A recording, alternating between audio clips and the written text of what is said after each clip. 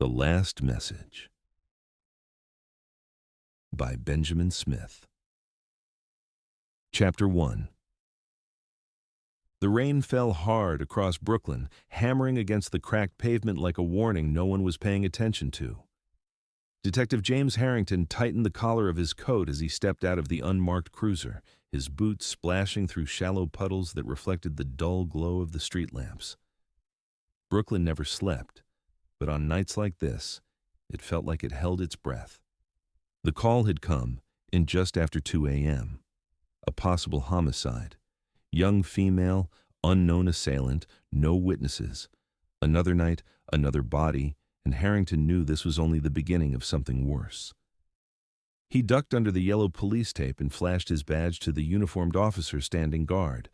The officer nodded, lifting the tape for him to enter. The alley was narrow, boxed in by 2 decaying brick buildings. A dumpster leaned crookedly against the wall, graffiti covering its rusted frame. At the far end, crime scene techs moved carefully around the body. Detective Maria Lopez stood beside them, arms folded, her eyes locked on the victim. She turned slightly as Harrington approached. "You took your time," she said, her tone half teasing, half exhausted. "Blame the weather," Harrington replied, stepping closer. His breath caught for a moment. "Damn!" The victim was young, early 20s, dark hair fanned across the wet concrete, a single wound to the chest, no signs of struggle, no defensive marks on her hands. Whoever did this knew exactly what they were doing. "ID?" he asked. "Nothing yet," Lopez replied. "No purse, no phone, no jewelry. It's like she just appeared here." Harrington crouched, studying the body. Something wasn't right. The wound was precise, almost surgical, clean entry, minimal blood splatter cold efficiency. "This wasn't random," he muttered. "Agreed," Lopez said. "But that's not the weird part." Harrington looked up. "Go on." Lopez nodded to one of the techs who lifted a small evidence bag containing a folded piece of paper. "This was tucked into her coat," she said. Harrington stood and took the bag. Inside, written in neat block letters, was a short message. She was only the first. His stomach tightened. Lopez exhaled slowly. "We've got ourselves a serial." Harrington didn't respond, not at first. He stared down the alleyway, the rain creating a shimmer across the asphalt. A message like that meant the killer wanted attention, wanted them to chase him. And Harrington had a sinking feeling this case was about to consume everything. "Call the captain," he said finally. "We're going to need the whole squad on this." Lopez nodded, already pulling out her phone. Harrington looked back at the victim, knowing this was only the beginning. Brooklyn was hiding something, and whatever it was, it had just made its first move. Chapter 2. Detective Harrington sat in the cramped briefing room of the 77th Precinct, the hum of the flickering overhead lights matching the tension that filled the air. The squad had been called in early, most still clutching half-finished coffees, their jackets damp from the storm outside. Captain Rhodes entered, his expression grim. He placed a folder on the table and looked around at his team. "All right, everyone, we've got a situation. A young female victim found in an alley off Fulton Street. No ID, no witnesses. A single, deliberate wound to the chest." He paused, letting the weight of his words settle. "And a message left at the scene." Lopez slid the evidence bag across the table. The officers leaned forward, reading the haunting line. "She was only the first." Murmurs rippled across the room. Officer Daniels frowned. "So we're thinking serial?" "We don't think," Rhodes replied sharply. "We know. Someone wants our attention." Harrington leaned back in his chair, his mind replaying the scene in the alley, the precision of the wound, the eerie stillness of the victim, the quiet confidence of a killer leaving a calling card. "This wasn't spur of the moment," Harrington said. "Whoever did this planned it. They chose the location, the timing, the message. They're taunting us." Rhodes nodded. "Agreed. Which is why we're forming a dedicated task force. Harrington, Lopez, you're leading it." Lopez lifted an eyebrow. "Lucky us." Harrington managed a faint smirk. "Could be worse." Don't celebrate yet, Rhodes warned. This one feels different, feels organized. He clicked a remote, turning on the projector. A grainy CCTV image appeared on the screen. A shadowy figure moving across the corner of the alley near the time of the murder, hood up, face obscured. Lopez squinted. That's all we've got. For now, Rhodes replied. But tech is enhancing it. We might pull something useful. Harrington studied the image. The figure's posture was relaxed, almost casual, as if they knew exactly where the blind spots were. This wasn't a panicked escape. It was controlled. We need to identify the victim immediately, Harrington said. Somebody's missing her. Someone knows who she is. Already on it, Rhodes replied. Prints are being processed. Until then, canvass the area. Neighbors, shop owners, anyone who could have seen or heard something. Daniels raised a hand. Sir, with the storm last night, wouldn't most people have been inside? Doesn't mean they didn't hear anything, Rhodes said firmly. Lopez closed her notebook. We'll start at the alley. Harrington pushed his chair back and stood. Let's move. As the team dispersed, Rhodes called after them. And detectives! They both turned. If the killer left that message, he's watching. He wants to see how we respond, so make sure he sees we're not playing games. Harrington nodded once. We'll find him. You better, Rhodes replied, before he finds his second. Harrington and Lopez exchanged a glance, a silent agreement. This case had already taken hold, and neither of them could shake the feeling that time was running out. Come on, Harrington said as they headed toward the door. Brooklyn's waking up. Let's see what it remembers. Chapter 3. Brooklyn was already buzzing with morning traffic by the time Harrington and Lopez arrived back at the alley. The storm had passed, but the ground was still slick, reflecting the neon signs from the nearby shops. Yellow tape fluttered weakly in the breeze, as uniformed officers kept curious onlookers back. Lopez approached one of the shop owners standing near his doorway, arms folded, eyes tired. Mr. Patel, she said, flashing her badge. You said you heard something last night? The man nodded slowly. A scream. Short. Maybe 2 seconds. I thought it was just kids messing around. You hear a lot living here. Harrington stepped forward. What time? A little after 2. The storm woke me up and then I heard it, but by the time I looked out the window there was nothing. Did you see anyone? Lopez asked. No, just the rain. Lopez gave a reassuring nod. Thanks. If you remember anything else, even small details, call us. They moved on, canvassing a nearby apartment building.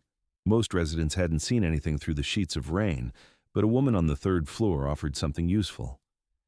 I saw someone walking fast, she said. Dark hoodie jeans, head down. They came from the alley. Harrington leaned in. Could you see a face? Not really, but the way they walked, like they weren't scared. More like focused. That's the best word I've got. Focused? Harrington stored that away. Back in the hallway, Lopez tapped her pen lightly against her notebook. Fits with what we saw on CCTV. Confident, Harrington said. In control. Arrogant, Lopez added. Maybe. They headed back outside. A light drizzle had started again, coating the street in a thin mist. Harrington checked his phone.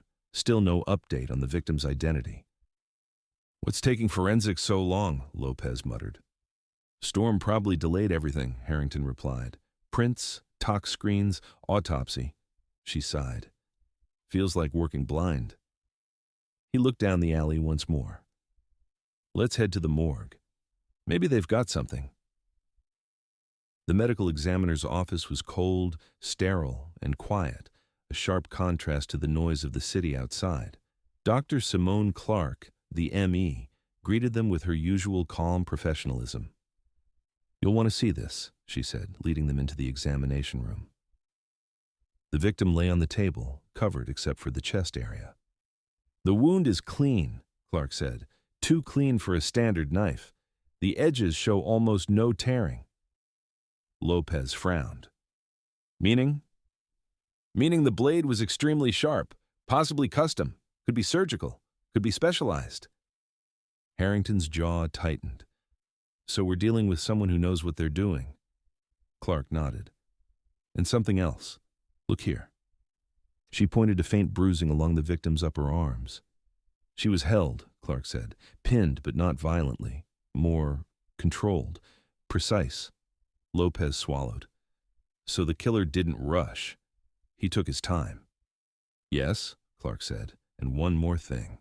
She handed Harrington a small evidence tray. Inside was a single fiber. I found this embedded near the wound. Synthetic, not common. I'm running it through the lab. Harrington stared at the tiny fragment. Anything else? He asked. Clark hesitated, which wasn't like her. The victim's fingerprints, she said finally. We got a match.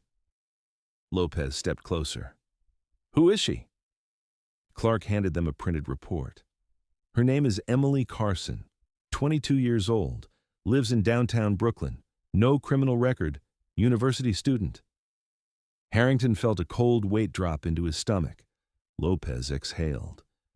At least we have a name, Clark shook her head slowly. It's more than that. They both looked at her.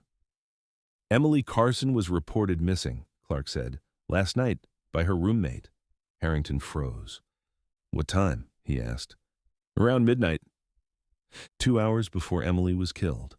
Lopez exchanged a look with him. Meaning the killer already had her.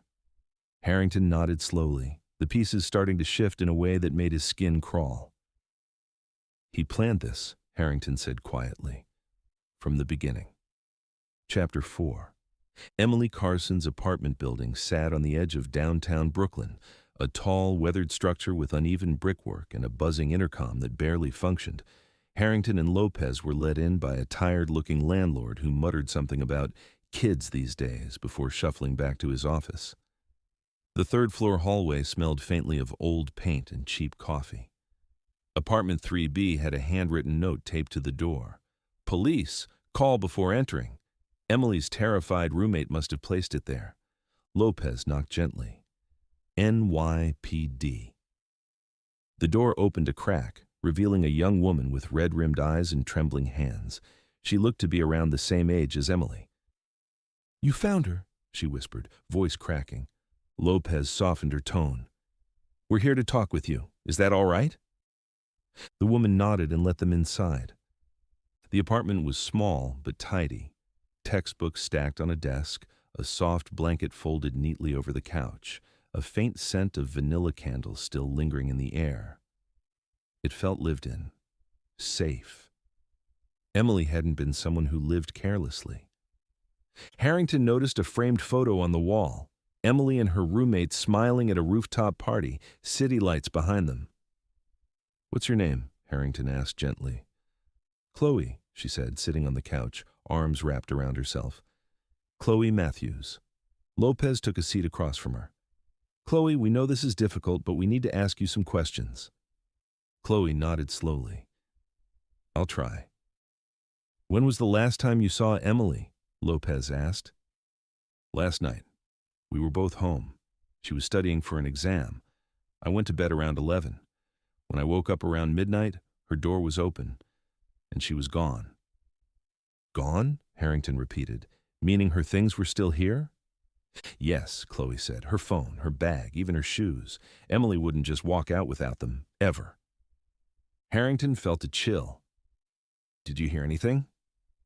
Chloe closed her eyes, trying to remember. I thought I heard a door click, but it was so quiet, I thought I dreamt it. Did Emily have any problems with anyone? Lopez asked. Anyone new in her life? No, Chloe said firmly. She was the most careful person I knew. She didn't date. She barely went to parties. She kept to herself.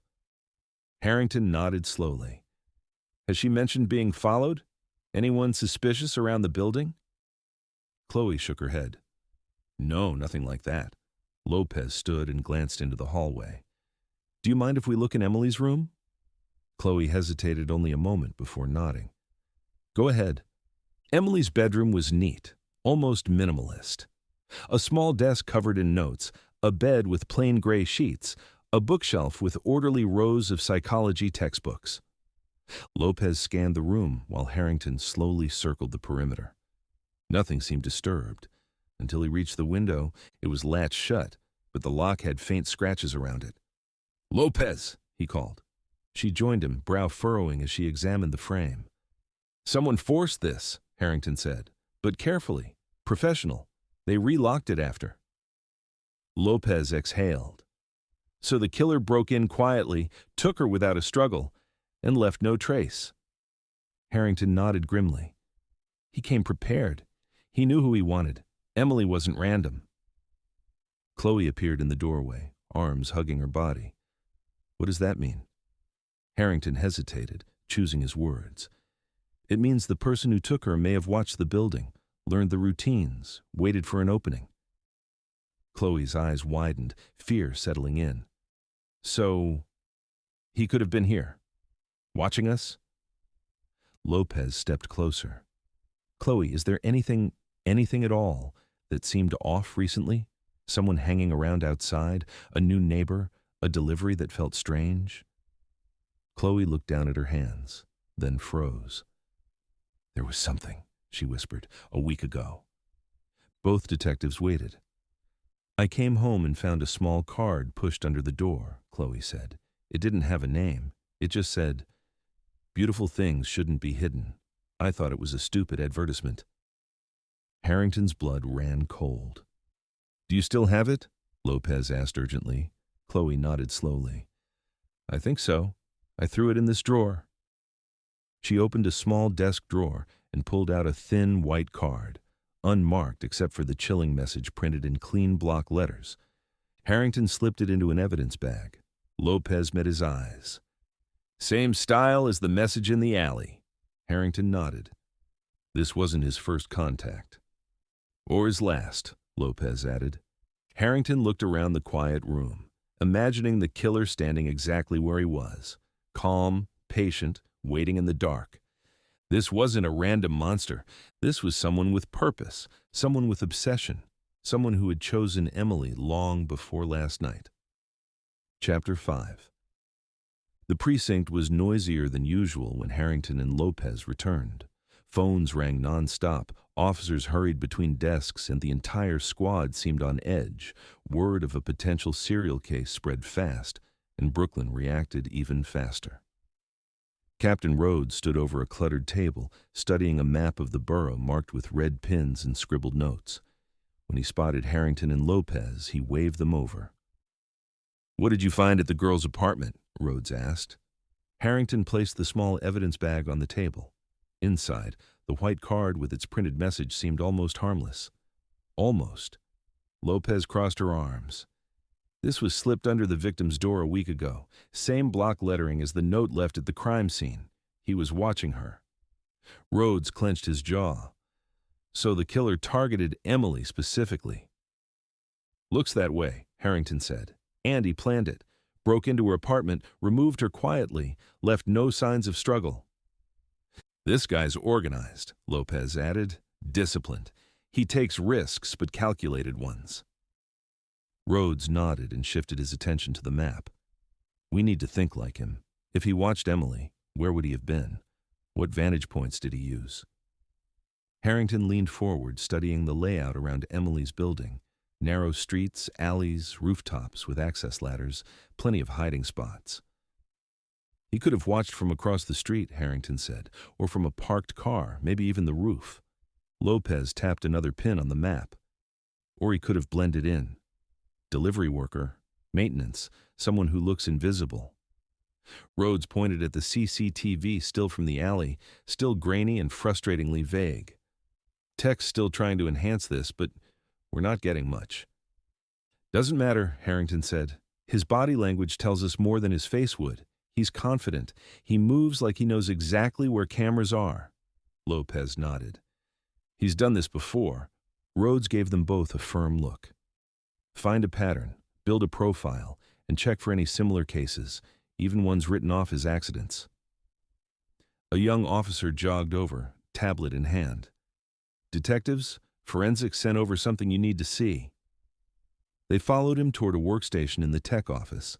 On the screen was a magnified image of the synthetic fiber found near Emily's wound. "What am I looking at?" Harrington asked. "High-density polymer," the tech said. "Not from normal clothing. It's from a glove, probably tactical." Lopez frowned. "Military?" "Maybe," the tech replied. "But these gloves are also used by certain medical units and private contractors. We're cross-referencing." Harrington exhaled slowly. So the killer wore gloves designed to avoid leaving fibers everywhere. But one slipped. "Everyone makes mistakes," Lopez said quietly. The tech cleared his throat. "There's more." He brought up another image, this one a faint impression on Emily's wrist. "That mark," the tech explained, "is from a restraint. Narrow, smooth, could be zip ties, could be a custom strap, but it means she was bound." A chill ran through the room. Harrington's voice was steady. "Anything else?" "Yeah," the tech said. "It wasn't just a restraint. It was tightened twice." Lopez looked at Harrington. "He adjusted it." "Because he wanted control," Harrington said. "Not panic, control." Rhodes stepped in. "We need to get ahead of him. This man is rehearsed, structured. He's planning his next move right now." Lopez opened her notebook. "We should talk to the roommate again. See if Emily ever mentioned someone new, a classmate, a neighbor, a tutor, anyone who might have shown interest." Harrington nodded. "Agreed.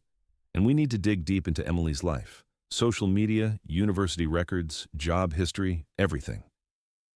Rhodes placed both hands on the table. "This killer escalated quickly. And killers like this don't cool off. They get bolder." Harrington's phone buzzed in his pocket. He glanced at the screen. Unknown caller. He hesitated, then answered. "Detective Harrington." Silence. "Hello?" Still nothing. He listened closely. Something faint, barely there. Breathing. Slow. Controlled. Harrington felt every muscle tighten. "Who is this?" he asked. A soft exhale came through the speaker. Then the line went dead. Lopez watched his expression change. Who was it? Harrington slowly lowered the phone. "I think," he said quietly, "our killer just called me." Chapter 6. The precinct suddenly felt quieter, as if the walls themselves were listening. Harrington stared at his phone, the echo of that controlled breathing still tightening his chest. Lopez stepped closer, studying his expression. "You all right?" she asked. Harrington nodded slowly, though his pulse was still racing. The call lasted less than 10 seconds. No voice, just breathing. Calm, deliberate. Lopez let out a breath. "He's watching us." "Yeah," Harrington said, "and he wanted me to know it." Captain Rhodes approached, noticing the tension between them. "What happened?" Harrington replayed the moment briefly. Rhodes' expression hardened. "Get tech on it," he ordered. "Trace the number, check cell towers, anything." Lopez was already waving over an analyst. "Put a trace on this call, immediately." The tech grabbed the phone and hurried away. Rhodes turned back to Harrington. "He's escalating. That's not a warning. That's confidence." "It's more than confidence," Harrington said. "He wants to involve us. This is part of the game." Rhodes shook his head. "We're not playing his game. We track him down, shut him down, and end this before he takes another victim." Lopez looked at Harrington. "Did he say anything at all?" "No," Harrington replied. "But the breathing, it wasn't shaky, it wasn't angry. It was steady, like he was right where he wanted to be." Rhodes clenched his jaw. "We'll use it. Serial offenders always slip eventually." The captain walked off to rally more resources, but Lopez stayed right beside Harrington. "You think he was close when he made the call?" she asked quietly. Harrington swallowed. "I think he was watching me." Lopez nodded once. "Then let's make sure he sees us closing in."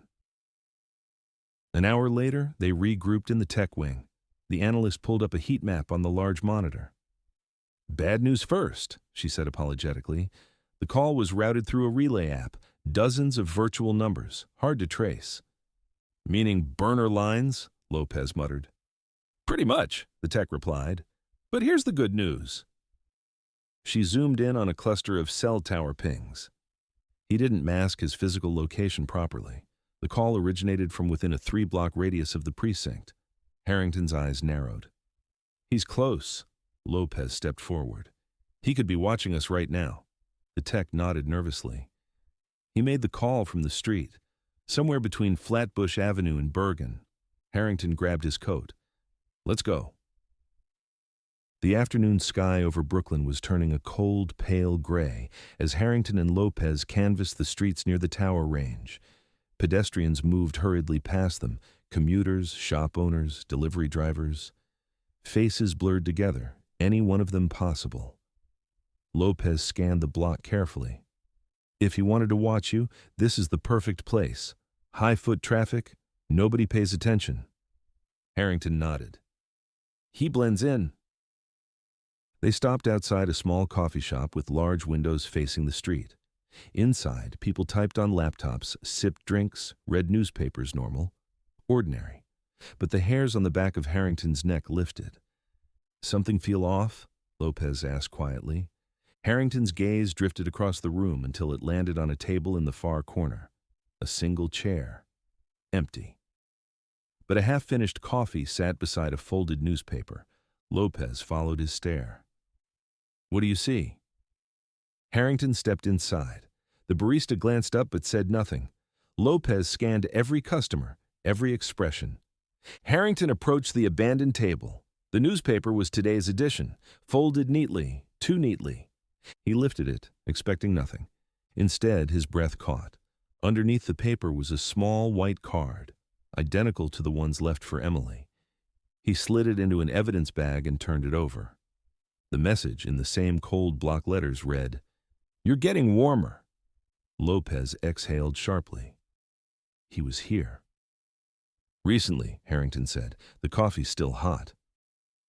Lopez looked around the cafe, suddenly aware of every face, every doorway, every moving shadow. He's watching us, she whispered. Harrington nodded. And he's enjoying this. Chapter 7. Harrington and Lopez stood in the middle of the cafe, the weight of the message pressing down on both of them. Outside, Brooklyn moved on with its usual rhythm, cars passing, people talking, the distant rumble of a subway line. But inside, everything felt frozen. The half-finished coffee, the neatly folded newspaper, the taunting card, all of it meant they'd been seconds too late. Lopez scanned the room again, her instincts prickling. He sat right here, James, right here, watching the precinct, watching us walk these streets, and we didn't even know. Harrington clenched his jaw. He's bold, too bold. That means he's comfortable. Or a narcissist, Lopez muttered. They love the attention. They think they're smarter than everyone in the room. Harrington slipped the evidence bag into his coat. He's pushing us, seeing how far he can go before we catch up. Lopez exhaled. Well, we're getting warmer. That's exactly what he wants, Harrington said. He thinks he's leading us. Lopez tilted her head. Are we sure he isn't? Harrington didn't answer. They returned to the precinct where the atmosphere had shifted again. More officers on edge, more eyes snapping toward the detectives as they passed. A taunting serial killer targeting their team had a way of shaking even the toughest precinct. Captain Rhodes met them at the entrance to the briefing room. Tell me you found something. We did, Lopez replied, handing him the evidence bag. Rhodes read the message, his expression darkening. He was near the precinct, drinking coffee? Watching, Harrington said. He left this under a newspaper, still warm. Rhodes rubbed his forehead. He's escalating faster than I expected. This isn't typical. Lopez folded her arms. We need behavioral analysis, someone who can help us get into his head. Rhodes nodded. Already called. FBI is sending a consultant. Harrington raised an eyebrow.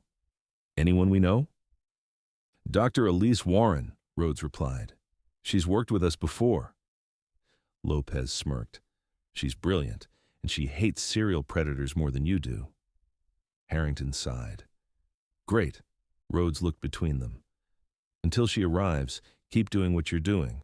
And Harrington paused at the doorway. Yeah? Watch your back. If he's watching you specifically, we can't predict his next move. Harrington nodded once. Understood.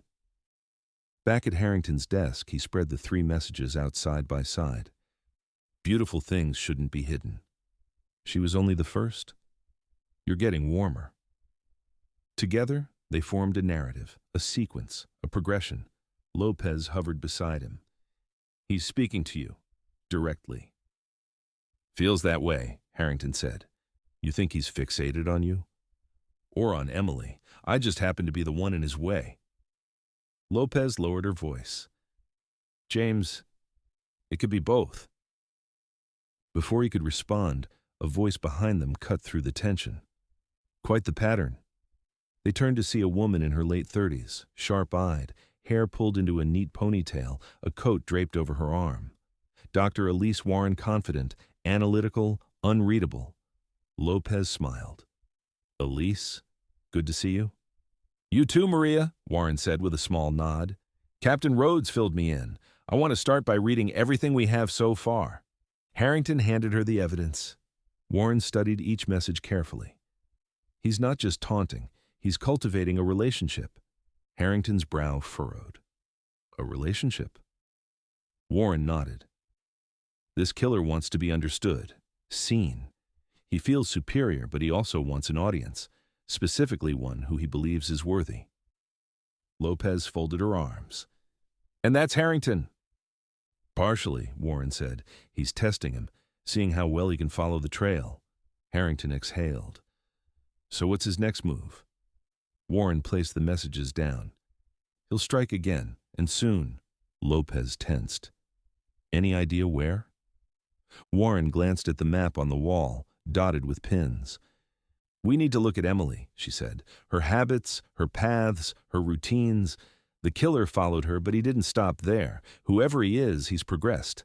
The next victim will have symbolic meaning. Harrington's jaw tightened. Meaning what? Warren looked directly at him. The next victim will be chosen to send you a message. The room fell silent. Harrington felt the weight of her words like a punch to the stomach. Lopez's voice was barely above a whisper. Then we need to stop him before he picks her. Warren nodded. Then let's start now. Chapter 8. The task force room was buzzing with activity as Dr. Elise Warren spread Emily Carson's case files across the table. Harrington, Lopez, and a handful of detectives gathered around, watching her work with swift precision. Warren wasn't just smart, she was methodical, the kind of analyst who saw patterns where others saw noise. Emily lived a careful life, Warren said, flipping through her notes. Routine, structure, predictability. That's exactly the kind of person who attracts an organized offender. Lopez nodded. Someone who wants control. Exactly, Warren replied. Emily's life allowed him to study her without interruption. She went to the same places, walked the same routes, rarely changed her schedule. She made herself predictable. Harrington frowned. So he chose her because she was easy to observe? Warren looked up. No. He chose her because she fit a profile only he understands. The predictability just made the logistics easier. Harrington leaned back slightly. And now he's expanding. Yes, Warren said. Once a killer like this completes the first act, the second one is designed to escalate, emotionally and symbolically. Rhodes entered the room, arms crossed. Any theories? Warren pointed to the timeline written across the whiteboard. He watched Emily for at least a week. That suggests obsession, not opportunity. Now, he's communicating with the lead detective on the case. That suggests fixation. Lopez shot Harrington a look. Harrington kept his voice steady. So he sees me as part of the story. Yes, Warren confirmed. You're his antagonist, the one he wants to impress, taunt, and challenge. Your reactions drive his behavior. Rhodes muttered under his breath. Wonderful. Warren stepped closer to the board. He will choose a second victim who either resembles Emily in some way, or someone connected to the investigation indirectly. someone who serves a purpose. Lopez frowned. What kind of purpose? A message, Warren said. Something personal, something pointed. Harrington felt a slow, unwelcome chill move up his spine. Someone close to me? Possibly, Warren said. Or someone close to Emily. Or someone who matches a psychological theme he's building. Lopez shook her head. We need to get ahead of this. Warren turned to them. Then we need to reconstruct Emily's last week of life. Everywhere she went, everything she did. He shadowed her, and patterns leave footprints. Harrington nodded. Let's start with her campus. Brooklyn University campus was alive with students, chatter, and the hum of normal life, the kind of place where tragedy always felt miles away, even when it was right at the doorstep. Harrington and Lopez walked across the quad toward the psychology department, where Emily had spent most of her time. A student advisor met them in the hallway, clearly startled by the badges. Was Emily in trouble? She asked nervously. No, Lopez said gently. We're trying to understand her final hours. Did she attend her classes regularly? Always, the advisor said. She was quiet, focused, a few close friends, but mostly kept to herself. Harrington nodded. Anyone unusual around her? Anyone who paid her special attention? The advisor hesitated. There was one student. He wasn't in her classes, but he was around. Lopez tensed slightly. Around how? He used to linger near her study area, the advisor said. At first I thought they knew each other, but Emily said they'd never spoken. Harrington's instincts sharpened. Name? The advisor went to her computer. Daniel Rourke, criminal justice major, smart but distant. Where can we find him? Lopez asked.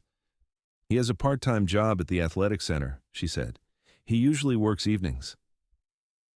As they left the building, Lopez lowered her voice. You thinking what I'm thinking?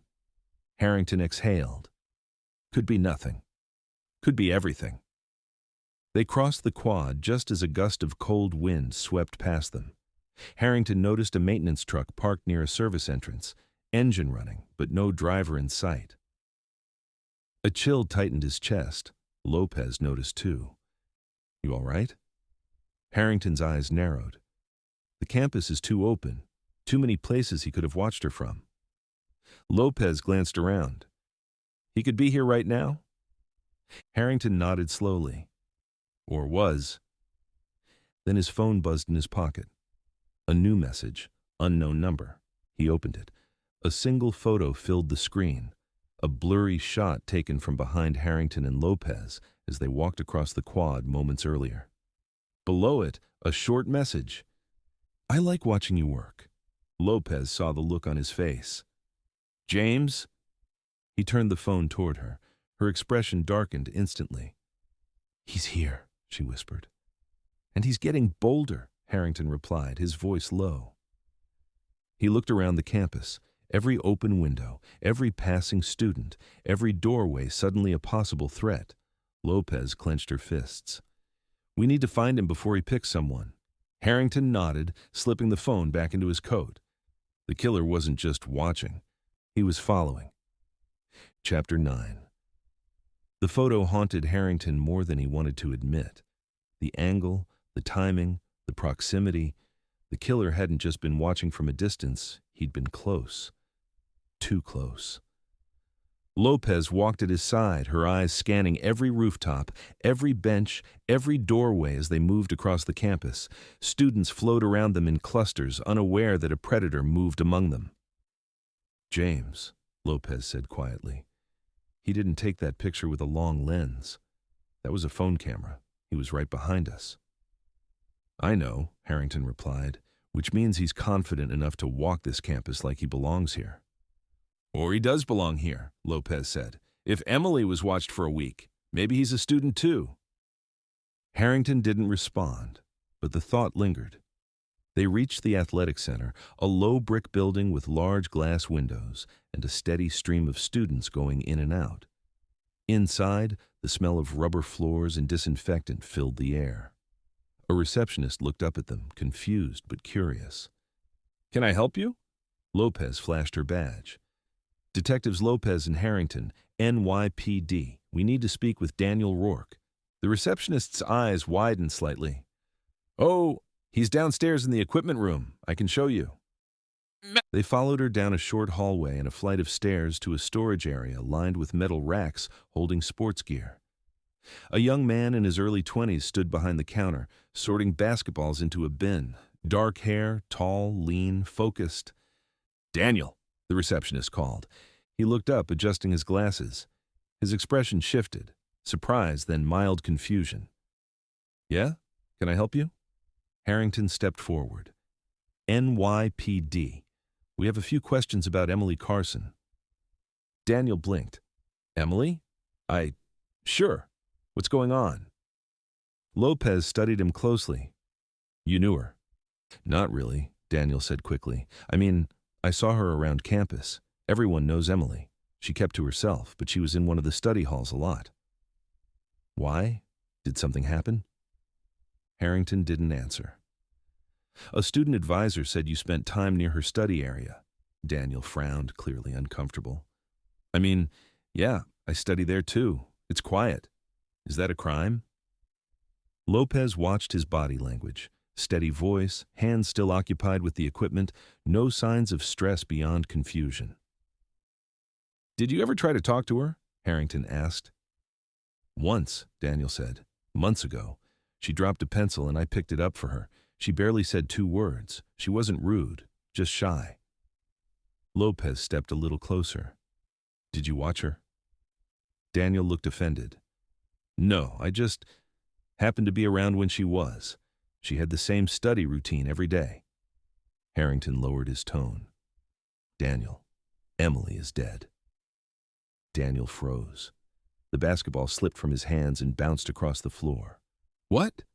No, that's not possible. His shock seemed real. His face went pale. Lopez's voice softened. I'm sorry. She was murdered last night. Daniel sank onto a small bench, running both hands through his hair. Emily? Murdered? Did you see anyone following her? Anyone unusual around that study hall? Harrington asked. No, Daniel whispered. But there was a guy. He wasn't a student. I saw him a few times outside the building. Tall, maybe 6'1", hoodie. Always looking down. He made me uncomfortable. Harrington's pulse quickened. Did Emily ever speak to him? I don't think so, Daniel said. But he watched her. I swear he did. The way he stood there. It wasn't normal. Why didn't you report it? Lopez asked. Daniel shook his head. I thought I was imagining it. I mean, who actually stalks someone in real life? It felt stupid to bring it up. Harrington exchanged a glance with Lopez, a look confirming that Daniel, though awkward, didn't fit the profile. He wasn't meticulous, he wasn't organized, he wasn't composed enough, but he'd just given them something useful. A description. Tall, hooded, present on campus more than once. Lopez took a step closer. Daniel, if you see him again, call us immediately. Don't approach him, don't engage, just call. Daniel nodded shakily. I will. As they left the athletic center, Harrington mulled over the new information.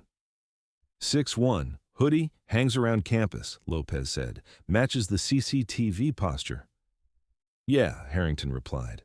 But that's not what bothers me. Lopez raised an eyebrow. What does? Harrington pulled out his phone and opened the message again. The photo of him and Lopez walking across the quad. The angle, he said. He wasn't hiding. He wasn't rushed. He was standing still, watching us. And he wanted you to know it, Lopez said. Harrington nodded. He's circling us, Maria, and the closer he gets, the more dangerous he becomes. Lopez exhaled. Then we need to tighten the net. They stepped back out into the cold afternoon air. But Harrington couldn't shake the feeling that the killer was still nearby, maybe watching from a window, a rooftop, or somewhere even closer, following their every move. Chapter 10. The walk back from the campus felt heavier than the walk in. Harrington couldn't shake the sensation of eyes tracking him. Not paranoia, not imagination, but a quiet certainty. Every passing glance, every figure leaning against a building, every phone raised for a selfie or a text felt like it could be him. The killer wasn't hiding anymore. He was circling. Lopez kept pace beside him, her jaw tight. "James, we can't chase shadows all day. We need something concrete." Harrington didn't slow. "He gave us concrete, that photo, that message. He wants us to know he's close." "Yeah," Lopez said, "but he also wants us off balance. Don't give him what he wants." Harrington finally stopped at the edge of the quad, looking back over the campus, the open lawns, the clusters of students, the maintenance truck still idling where it had been 30 minutes before. His eyes narrowed. "That truck hasn't moved." Lopez followed his gaze. "Maintenance?" "Maybe," Harrington said, "but the engine running without a driver." That felt wrong. They approached slowly, hands brushing their holsters. Lopez moved left, Harrington right, both circling the vehicle. The cab was empty. The radio crackled softly, turned on, volume low. Lopez peered through the open driver's side door. "Key's still in the ignition. That's weird." "Too weird," Harrington muttered. He leaned in slightly, scanning the dashboard, the footwell, the seat. Then he froze. A small white card sat neatly on the center console. Another message. Harrington's pulse kicked. He reached for an evidence bag, then carefully picked up the card. Lopez stepped closer. "What does it say?" Harrington turned it over. The message was short, clean, chilling. "You missed me." Lopez looked around sharply. "James, he was here, maybe seconds ago." Harrington exhaled slowly, eyes scanning every rooftop and window. "He wants us chasing ghosts." "No," Lopez corrected. "He wants you chasing him." Before Harrington could respond, a voice called out from behind them. "You two shouldn't be out here alone."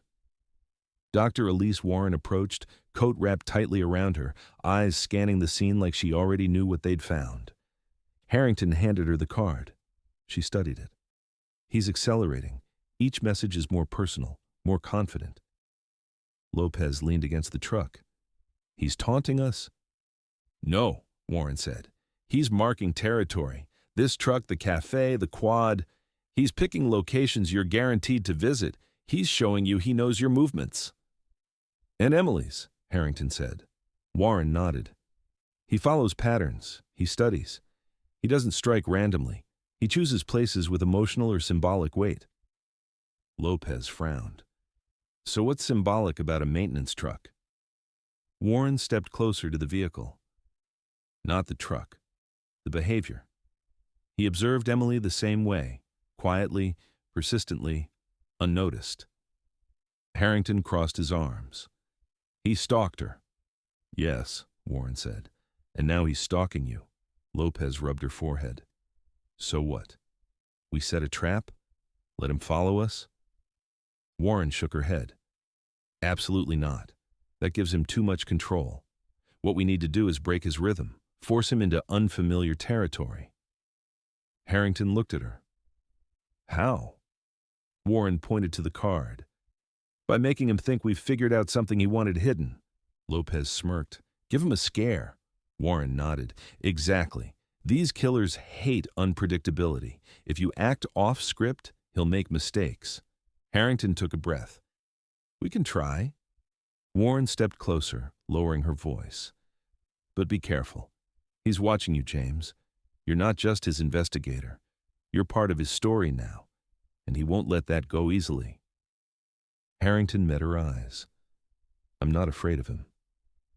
"You should be," Warren replied softly, "because the moment he thinks you're getting ahead, he'll escalate again." Lopez broke the tension. "Then we better get ahead fast." Harrington slipped the card into an evidence bag, shutting the truck door firmly. "Let's get back," he said. "We need a new strategy." As they walked away from the truck, Harrington felt that same cold weight in his chest. He didn't look back, but he knew without question that somewhere on this campus, someone was watching them leave. Chapter 11. Back at the precinct, the task force room had turned into organized chaos. Maps covered the walls, photos were pinned in clusters, and detectives hovered over laptops tracing phone signals, campus footage, and traffic cams. The air was thick with urgency. Everyone understood now that this killer wasn't only hunting victims, he was hunting the detectives too. Harrington dropped the newest message on the table and exhaled hard. 3 messages in less than 24 hours. He's spiraling. Dr. Warren looked up from her notes. He's escalating, not spiraling. Escalation means he feels empowered. Every time you react, he grows stronger. Lopez slammed a folder onto the table. So what is he waiting for? Another victim? Another message? A face-to-face meeting? Warren shook her head. This is not someone who wants a conversation. He wants dominance, control. And he wants Detective Harrington to feel hunted. Harrington rubbed the tension from his jaw. Well, it's working. Rhodes entered, clipboard in hand. We've got all units sweeping the area around the campus again. Still no sign of him. Lopez tapped a pen against the table. He's smarter than that. He doesn't stay still. Warren pointed to the timeline pinned on the board. No, he stays methodical. Look at the intervals. Look at the precision. He moves when he decides, not when we do. Rhodes crossed his arms. You think he's planning something shorter term? Yes, Warren said. Emily was taken around midnight. The body was left around 2. His messages began this morning. His behaviors are compressing. Lopez frowned. Meaning? He's preparing for the next act. Harrington leaned in. And what does that look like? Warren took a slow breath. The second victim. The room fell silent. Even Rhodes, who rarely hesitated, paused. Do we know the profile yet? Emily's routine is key, Warren said. He followed her, studied her, predicted her moves. The second victim will share something, not physically but symbolically. Harrington's brow furrowed. Symbolically how? Warren turned toward him. She was predictable, so is someone else. Lopez stiffened. James, he's not talking about. Warren nodded. He's talking about someone connected to the investigation but predictable in habits. Someone he's already had enough time to observe. Lopez swallowed hard. Please don't say what I think you're saying. Warren looked directly at Harrington. He's watching your routines now. Harrington felt the air shift. Lopez stood up straighter. Hold on. If he's following James's routines, that means... Yes, Warren said. The next victim might not be someone random. It might be someone who intersects with Detective Harrington's daily patterns. Rhodes's tone dropped. Family? Friends? Harrington shook his head. I don't have anyone close enough. No one he could easily target. Warren raised an eyebrow. Everyone has patterns, James. Neighbors. The barista you see every morning, the guy at the newsstand, people you barely think about, but someone watching you would. Lopez cursed under her breath. This just got worse. A sudden knock at the door snapped their attention. A uniformed officer stepped inside, pale and uneasy. Detectives, we've got something. They followed him into the main bullpen where a civilian woman, mid-30s, shaking, terrified, sat with her hands balled into fists. Harrington approached gently. Ma'am, I'm Detective Harrington. What happened? The woman looked up, eyes brimming with fear. You're the detective in the news? The one on the campus today? Lopez shot Harrington a glance. News spreads fast. The woman nodded shakily. I didn't know if I should come here, but something happened near my apartment this morning. Harrington softened his voice. Tell me. She took a breath. A man was standing across the street from my building early this morning, maybe 6, hoodie, tall. He just stood there watching the door. Lopez leaned in. Did he approach you? No, the woman said. He just stared. But that's not why I came. What then? Harrington asked. She reached into her bag and pulled out a small white card. Harrington's stomach dropped. I found this slipped under my door, she whispered. It wasn't there last night. Harrington, Lopez, and Warren leaned together as she placed it in his hand. The printing was the same cold block style. The message was short, clean, and aimed squarely at him. She could have been next. Lopez froze. Warren inhaled sharply. "He's testing you, James." Rhodes's voice cut through the moment. "Everyone into the briefing room, now." Harrington stared at the message, feeling the weight of the killer's words tighten around him. This wasn't a warning. This was a promise, and the killer was getting closer. Too close. Chapter 12. The briefing room felt smaller than usual, crowded with tension, bodies, and the suffocating sense that the killer was no longer operating from a distance. He wasn't a shadow anymore. He was at their doorstep. Harrington placed the newest card on the center of the table. She could have been next. Dr. Warren stared at it with a sharp clinical focus. Lopez paced near the whiteboard, running her fingers through her hair in frustration. Captain Rhodes stood with his hands braced on the table, leaning forward as though ready to lunge at the message itself. "This woman," Rhodes said, "the one who brought this in, she lived near you, Harrington." Harrington nodded. "Across the street. Same block." Lopez's eyes widened. "So he staked out your home now?" "Looks that way," Harrington replied quietly. Warren stepped forward. "He didn't choose her as a victim, not yet. He chose her to send a message, to show Harrington that proximity doesn't protect anyone." Lopez slammed a marker onto the table. "Then he's escalating again. He's getting faster." "Yes," Warren said. "And when an offender like this escalates, the window between victims shrinks.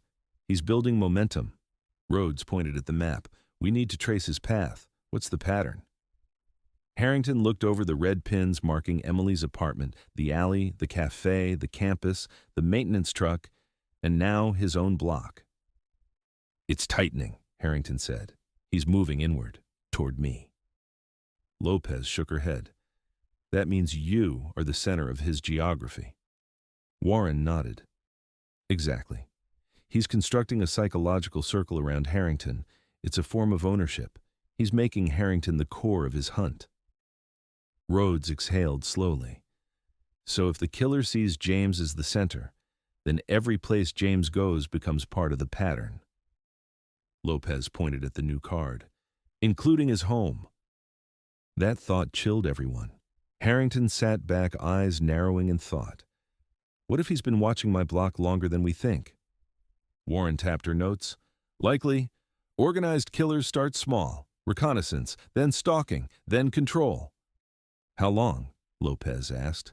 Warren didn't hesitate. "At least a week," Lopez cursed. "He could know your entire routine. And everyone who intersects with it," Warren added. "This woman across the street? She probably leaves at the same time each day. Predictable." "That's what he's drawn to." Rhodes rubbed his forehead. "We need eyes on Harrington's neighborhood. Surveillance, uniforms, unmarked vehicles. He won't get that close again." But Harrington wasn't convinced. He already did, and he'll try again. Warren looked at him. "That's why we have to use this." Harrington frowned. "Use what?" "The fact that he's fixated on you," Warren said plainly. "Use that fixation to pull him out, but carefully, deliberately." Lopez stared. "You're suggesting bait." Warren nodded. "In a controlled way. We make him think James is predictable. We let him think he's ahead. Then we break the pattern." Rhodes crossed his arms. "Set a trap." "Exactly," Warren said. "But we need to understand something first." Everyone turned toward her. "This killer isn't acting randomly. He's building a narrative. James to him. You're not a detective. You're the protagonist of the story he's writing in his head." Harrington's jaw tightened. "I'm not playing his game." "You already are," Warren said calmly, "by existing in his world. He chose you long before you knew he existed." Silence fell across the room. Lopez stepped closer to the table, her voice low. "So what's his endgame?" Warren glanced at the 3 messages again. She was only the first. "You're getting warmer. You missed me." She could have been next. He wants control, Warren said. He wants fear. And he wants to dictate the pace of the investigation. But more importantly, she paused. He wants you, James, to feel responsible. Harrington froze. Responsible for Emily, Warren continued softly. Responsible for whoever comes next. He wants to blur the line between his choices and yours. Harrington swallowed hard. So he's trying to break me. Warren nodded. And once he feels he's succeeded, he'll make his move. Rhodes straightened, which means we have to move first. Before anyone could respond, a detective rushed into the room, breathless. Captain, urgent call just came in. Rhodes turned. What is it? The detective hesitated. It's another missing person. Young woman. Reported an hour ago. The room went still. Lopez's stomach dropped. Location? The detective swallowed. 2 blocks from Detective Harrington's home. Harrington felt the breath leave his lungs. Warren whispered, He's chosen the second victim. Chapter 13. Rain began to fall again as Harrington, Lopez, and a team of patrol cars sped toward the address where the missing person report originated. The wipers cut across the windshield in frantic motions, but the tension inside the car was thicker than the weather outside. Lopez checked the details on her phone. Name is Alyssa Grant, age 23, reported missing by her sister. She was supposed to meet her for breakfast at 8, never showed. Phone going straight to voicemail. Harrington tightened his grip on the wheel. 2 blocks from my place, he's not hiding what he's doing. He wants you to see it, Lopez said. He's dragging you into the center of this. Harrington didn't reply. He turned the corner sharply and spotted the building, a modest brownstone lined with old iron railings and a small stoop. A young woman stood outside under the awning, pacing, panicked. That had to be Alyssa's sister. Harrington and Lopez stepped out, badges raised. The woman ran over immediately. Are you the detectives? Please tell me you found her. Harrington kept his voice steady. We're going to do everything we can. Tell us exactly what happened. The woman wiped tears from her cheeks. Alyssa lives alone. She always texts me in the morning. Always. When she didn't, I came over. Her door was closed. No signs of a break-in, no noise, no answer. But something's wrong. I feel it. Lopez nodded. When was the last time you spoke to her? Last night, the woman said. She said she was just going to bed early. She sounded fine. Harrington looked up at the windows, curtains drawn, silent, too controlled. Did Alyssa mention anyone bothering her? Anyone new in her life? Anything unusual? No, her sister whispered. Nothing. She's careful. She keeps routines. I told the officer that. Harrington exchanged a look with Lopez. Predictable, just like Emily. The killer's pattern was tightening. Ma'am, Harrington said gently, we need to check the apartment. Is that okay? She handed over a set of keys with shaking fingers. Yes, please, just find her. They entered the building quietly, the stairway echoing beneath their steps. On the 2nd floor, Harrington unlocked Alyssa's apartment door. It swung open with a soft creak. The air inside was still. Too still. Lopez scanned the entryway. No signs of struggle. Emily's place was the same, Harrington muttered. They moved through the apartment slowly. Kitchen, bathroom, living room. Everything was neat, organized, untouched. Then Harrington saw it. A subtle scratch on the window lock, exactly the same as Emily's. Lopez approached it. Forced entry, the same careful method. He's repeating the pattern, Harrington said, but faster. Suddenly, Lopez froze. James, look. On the coffee table, placed perfectly in the center, was a single white card. Harrington stepped closer, his stomach knotting. He already knew what it was before he picked it up. Another message. This one was colder than the rest. You can't save them all. Lopez exhaled sharply. Damn it, Alyssa's gone. Harrington clenched his jaw until it hurt. He took her, quietly, just like Emily. Lopez pointed at the message. This is aimed at you, every word. He's making this personal. It already is, Harrington said. Footsteps approached in the hallway and Dr. Warren entered, followed by Captain Rhodes. Warren's eyes immediately landed on the card in Harrington's hand. She took it carefully, studying the lettering as though examining a signature. He's accelerating more quickly than I anticipated, she said. The gap between victims is shrinking. He won't stop. Rhodes looked around the apartment. Any sign of her? Anything? Not yet, Lopez said. But he left the message intentionally. He wants Harrington to feel the loss, the pressure. Warren nodded. This message marks a psychological shift. He's moved from taunting to punishing. Harrington forced himself to breathe slowly. We need to find Alyssa. She could still be alive. Warren turned to him. James, Emily was taken and killed within 2 hours. If he's following the same pattern... No, Harrington snapped. This one is different. He escalated. He changed the message. That means the timeline might have shifted too. Warren folded her arms. Possibly, but we need to be realistic. Lopez stepped in. James is right. He's playing with us. That means he might keep Alyssa alive longer just to raise the stakes. Rhodes looked at Harrington. Where would he take her? Harrington took a slow breath, scanning the room, the card, the scratch on the window, trying to slip into the killer's perspective. He's close, Harrington said. Close to me. Everything is within a radius of my home, the precinct, the campus.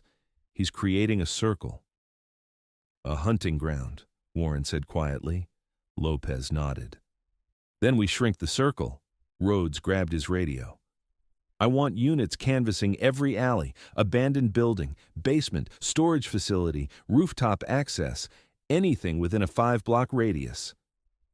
Harrington's eyes hardened. He's nearby, and he's not done. Warren placed the card back into the evidence sleeve. James, understand something. He turned to her. This message, this one right here, is the first sign of genuine anger. Lopez frowned. Anger? Why anger? Warren looked directly at Harrington. Because you got close today. Too close. Harrington's pulse kicked. The killer wasn't just leaving messages now. He was reacting, which meant he was losing control, and that made him even deadlier. Chapter 14. The hunt for Alyssa Grant exploded across Brooklyn. Patrol cars swept the streets, officers searched alleyways, dogs were brought in, drones deployed. The city seemed to pulse with urgency, but Harrington felt something different beneath it, a tightening coil of dread. The killer had shifted gears, and every second mattered now. Lopez walked beside Harrington as they exited Alyssa's building, both soaked from the rain, both scanning every angle of the street. James, if he took her only a couple of hours ago, we still have a window. Maybe, Harrington said. If he's changing patterns, then all the rules are off. We need to think the way he thinks. Lopez sighed. And how's that? Harrington didn't answer yet. He stared at the building, then at the alley adjacent to it, then at the streetlights flickering faintly above them. He's not choosing random places, he said slowly. He's choosing places that force me to come to him. Lopez blinked. You think he chose Alyssa because of you? I think, Harrington said, he chose her because she was close enough for me to feel it. Lopez swallowed. And the message was meant to put blame on me, Harrington finished, to force me to question every move I make. Before they could continue, Dr. Warren approached, holding a folder against her chest to shield it from the rain. Detectives, she said, I need you both to see something. Lopez looked irritated. Please tell me it's good news. I wish it were, Warren replied. She opened the folder and revealed an enlarged printout of the message left in Alyssa's apartment. What about it? Harrington asked. Warren tapped the card. The spacing between the letters. Look closely. Harrington leaned in. It looked identical to the previous messages at first glance. Cold, clean block lettering. But then he saw it. The spacing between the letters in the word can't was slightly irregular, slanted, rushed. He was angry, Harrington muttered. Yes, Warren said, and he made a mistake. Lopez's eyes widened. A mistake? Warren nodded. A fingerprint. Partial. Faint. But usable. Harrington's pulse kicked. You're sure? My team is running it now, Warren said, but there's something else. She flipped to the next page. A map. Pins marked Emily's apartment, the alley, the cafe, the maintenance truck, Harrington's home, and now Alyssa's. When connected, the pins formed a rough asymmetrical shape, not random, specific, a pattern. Lopez frowned. What am I looking at? Warren stepped forward. This isn't a circle, it's a path. Each location, each message, it's deliberate. He's mapping out something. Harrington stared at the shape. It felt familiar. Warren pointed. James, look at the center of it. Harrington followed the lines inward. They converged near a point only a few blocks from the precinct. A warehouse district. Lopez's eyes narrowed. Storage units, abandoned lots, old factories. Warren nodded.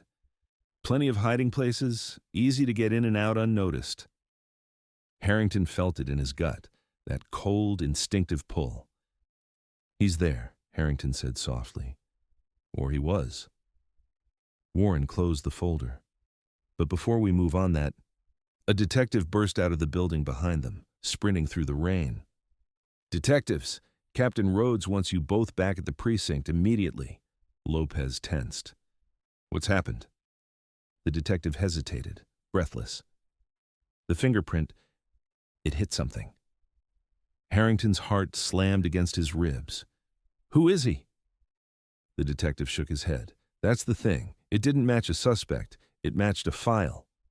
What file? Harrington demanded. The detective swallowed. Yours, detective. Lopez stiffened. James, what? The detective continued.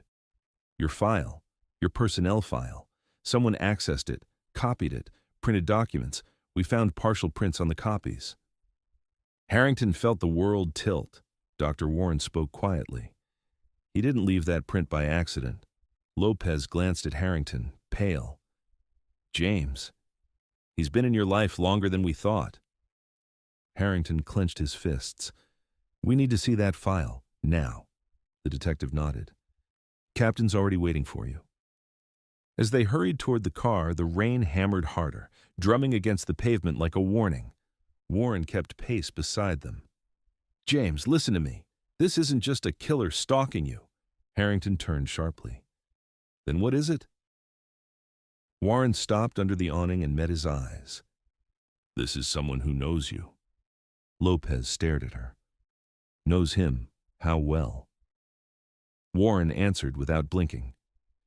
Intimately enough to access your restricted file. Intimately enough to predict your movements. Intimately enough to place a message under your neighbor's door. Harrington felt ice settle into his chest. Warren continued, her voice lower. James, I think he's someone from your past. The rain thundered around them, and for the first time, Harrington felt something he hadn't yet allowed himself to feel. Fear. Chapter 15. The drive back to the precinct was silent except for the rhythmic thump of rain against the roof. Harrington stared straight ahead, jaw clenched, the detective mask slipping as something far more personal crept in. Someone from his past, someone who knew enough to access sealed files, someone close enough to follow him without being noticed. Lopez watched him from the passenger seat. James, talk to me. He didn't respond, eyes locked on the road. Lopez leaned slightly forward. If someone's targeting you specifically, we need to know who could have had access. Harrington finally exhaled. I've worked 2 decades in this job. I've made enemies, arrest after arrest. I've had people threaten me, spit at me, vow to come after me. But this, his voice tightened. This is different, Lopez nodded. Yeah, this isn't some random perp seeking revenge. He's organized, Harrington said. Calculated, patient, someone who studies patterns. Lopez's voice softened. Someone who could study yours. They pulled into the precinct lot, the storm growing stronger. Water pooled across the pavement as shadows shifted under the streetlights. Inside, Captain Rhodes and Dr. Warren waited in the briefing room, a file open on the table. Harrington recognized it instantly. His. The thick manila folder containing the long, complicated history of his career. Rhodes gestured to it grimly.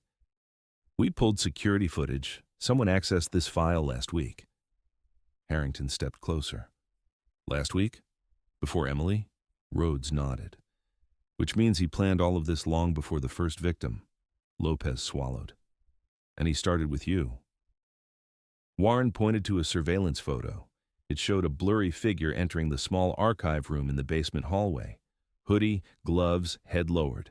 The same familiar posture they'd seen on the CCTV from the alley. We enhanced what we could, Warren said, but he knew exactly where the blind spots were. He avoided every camera except this one glance. Harrington studied the still image. The shape, the stance, the angle of the shoulders. Something about it prickled in the back of his mind. Not recognition, but an echo of something familiar. Lopez scanned the open file. What did he take? Rhodes gestured to the pages. Copies of your early cases, everything from your first homicide squad placement to the internal review in... Stop, Harrington said quietly. Everyone looked at him. Which review? Rhodes flipped to a specific section.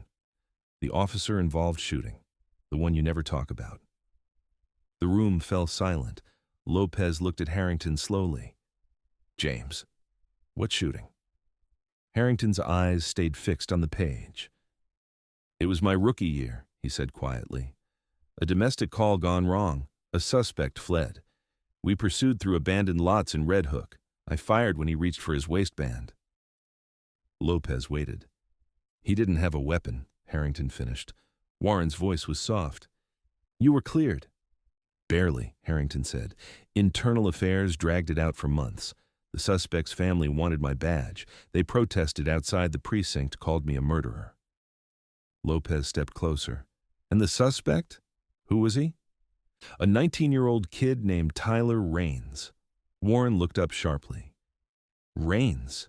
Harrington nodded, feeling the weight of old guilt settle on him again. He survived the shooting. Lopez blinked. He survived? Wounded, Harrington said. But alive. He spent a year in rehab, then disappeared out of state.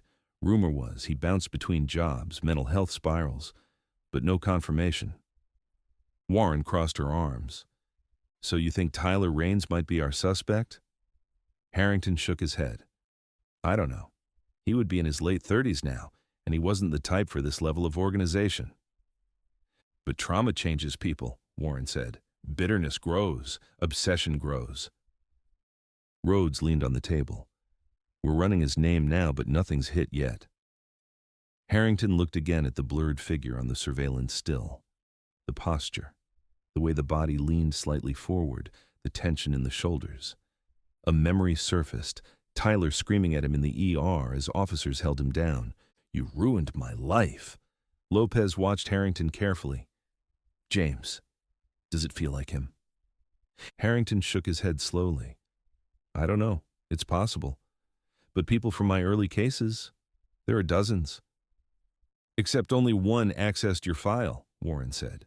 And only one knows enough to stalk you, Rhodes added. Before they could dig deeper, a tech analyst rushed into the room, drenched from the rain outside. Captain, we got a hit! Everyone snapped to attention. The analyst held up a tablet. Partial print from the message matched to a lab requisition form from 4 years ago. Harrington stepped closer. Who signed it? The analyst swallowed. Detective Mark Keller. Lopez gasped. Keller? Your old partner, Keller? Harrington froze. That's impossible. Rhodes frowned. He left the force after his breakdown, went off grid. Warren's eyes sharpened. A former detective, one trained in procedure, one who knows the precinct, knows the blind spots, knows Harrington. The analyst handed Harrington the screen. There it was. Mark Keller, fingerprint match confirmed. Lopez covered her mouth. James, your partner? Harrington felt the room tilt. Warren spoke in a whisper. This isn't just someone from your past, it's someone who walked beside you. Harrington closed his eyes. Memories flooded back. Keller laughing, Keller running beside him during foot chases, Keller venting late-night frustrations over case files, and then Keller unraveling, breaking down, disappearing. He opened his eyes again, jaw set. If Mark Keller is doing this, we're dealing with a man who knows how we think. Warren nodded slowly. A man trained to hunt, Lopez whispered, and a man who knows every move you'll make. Rhodes straightened. Then this just became the most dangerous case of your life. Harrington didn't look away from the screen. Mark Keller, he murmured. Why you? Why now? No one answered, because there was only one person who could, and he was already 3 moves ahead. Chapter 16. The room felt colder after Keller's name appeared on the screen, as if someone had opened a door to the past and let the chill seep in. No one spoke for several long seconds. The reality was too heavy, too shocking, too precise to ignore. Lopez finally broke the silence. Okay, if Keller's involved, we need to understand why. Why go after James? Why kill Emily? Why target Alyssa? Harrington stared at the blurry surveillance frame again. Mark Keller was my partner for 6 years. We closed cases together. We drank after shifts. We knew each other better than our own families. Warren stepped closer. Tell us about him. Harrington took a breath, steadying himself. He was good, sharp, natural instincts. But he carried weight, dark weight, trauma from older cases, nights he couldn't shake off. He started spiraling, drinking, insomnia, anger issues. One night he snapped at a suspect in custody. IA opened a file. He took leave and never came back. Lopez's voice was quiet. He didn't talk to you? No, Harrington said. He shut everyone out. Warren folded her arms. That kind of emotional collapse doesn't just fade, it festers. It can lead to obsessive behavior, fixation, especially toward the person he feels abandoned him. Harrington stiffened. Abandoned him? I tried to help. From his perspective, Warren replied, you moved on. You stayed in the job he lost. You built a life he couldn't rebuild. And in his mind, you became the symbol of everything he failed at. Lopez exhaled slowly. So he blames you. Rhodes shook his head. But revenge killings? Keller wasn't that guy. Not then, Warren said. But we need to stop thinking of the man he was. We need to focus on the man he became. A detective rushed in, a folder in hand. Captain, Keller's last known address, but he hasn't been there in years. Mail piles up. No utilities. Nothing. Warren nodded. He's transient, mobile, perfect for someone operating this type of pattern. Harrington couldn't shake the unease building in his chest. If Keller is the killer, then he studied every detail of Emily and Alyssa. That doesn't fit the Mark I knew. Warren met his gaze. James, obsession shapes itself around the target. This isn't about Emily or Alyssa. This is about you. The words landed hard. Lopez leaned forward. But why kill innocent women? Symbolism, Warren said. Emily was a trigger event. Alyssa was escalation. Each victim pushes the narrative forward, the narrative he's writing for Harrington. Rhodes slammed a palm onto the table. We can't get lost in psychology. We need to find Keller, now. A sudden buzz from Harrington's phone shattered the moment. Another message. Unknown number. Harrington braced himself before opening it. Lopez stepped close, ready. The message loaded. A photo, Alyssa Grant. Bound. Terrified. Alive, sitting on a chair in a dimly lit concrete room. Harrington felt his entire body freeze. Below the image was a line of text. Was this one your fault too? Lopez slapped a hand over her mouth. Oh my God, James, she's alive. Warren grabbed the phone from him, examining the background. Concrete walls, industrial lighting, no windows. Could be a basement or a storage unit. Rhodes barked orders. "Trace the message, now!" Tech analysts rushed to pull the data. Lopez gripped Harrington's arm. "We can save her," she whispered urgently. "She's still alive." Harrington's heart pounded.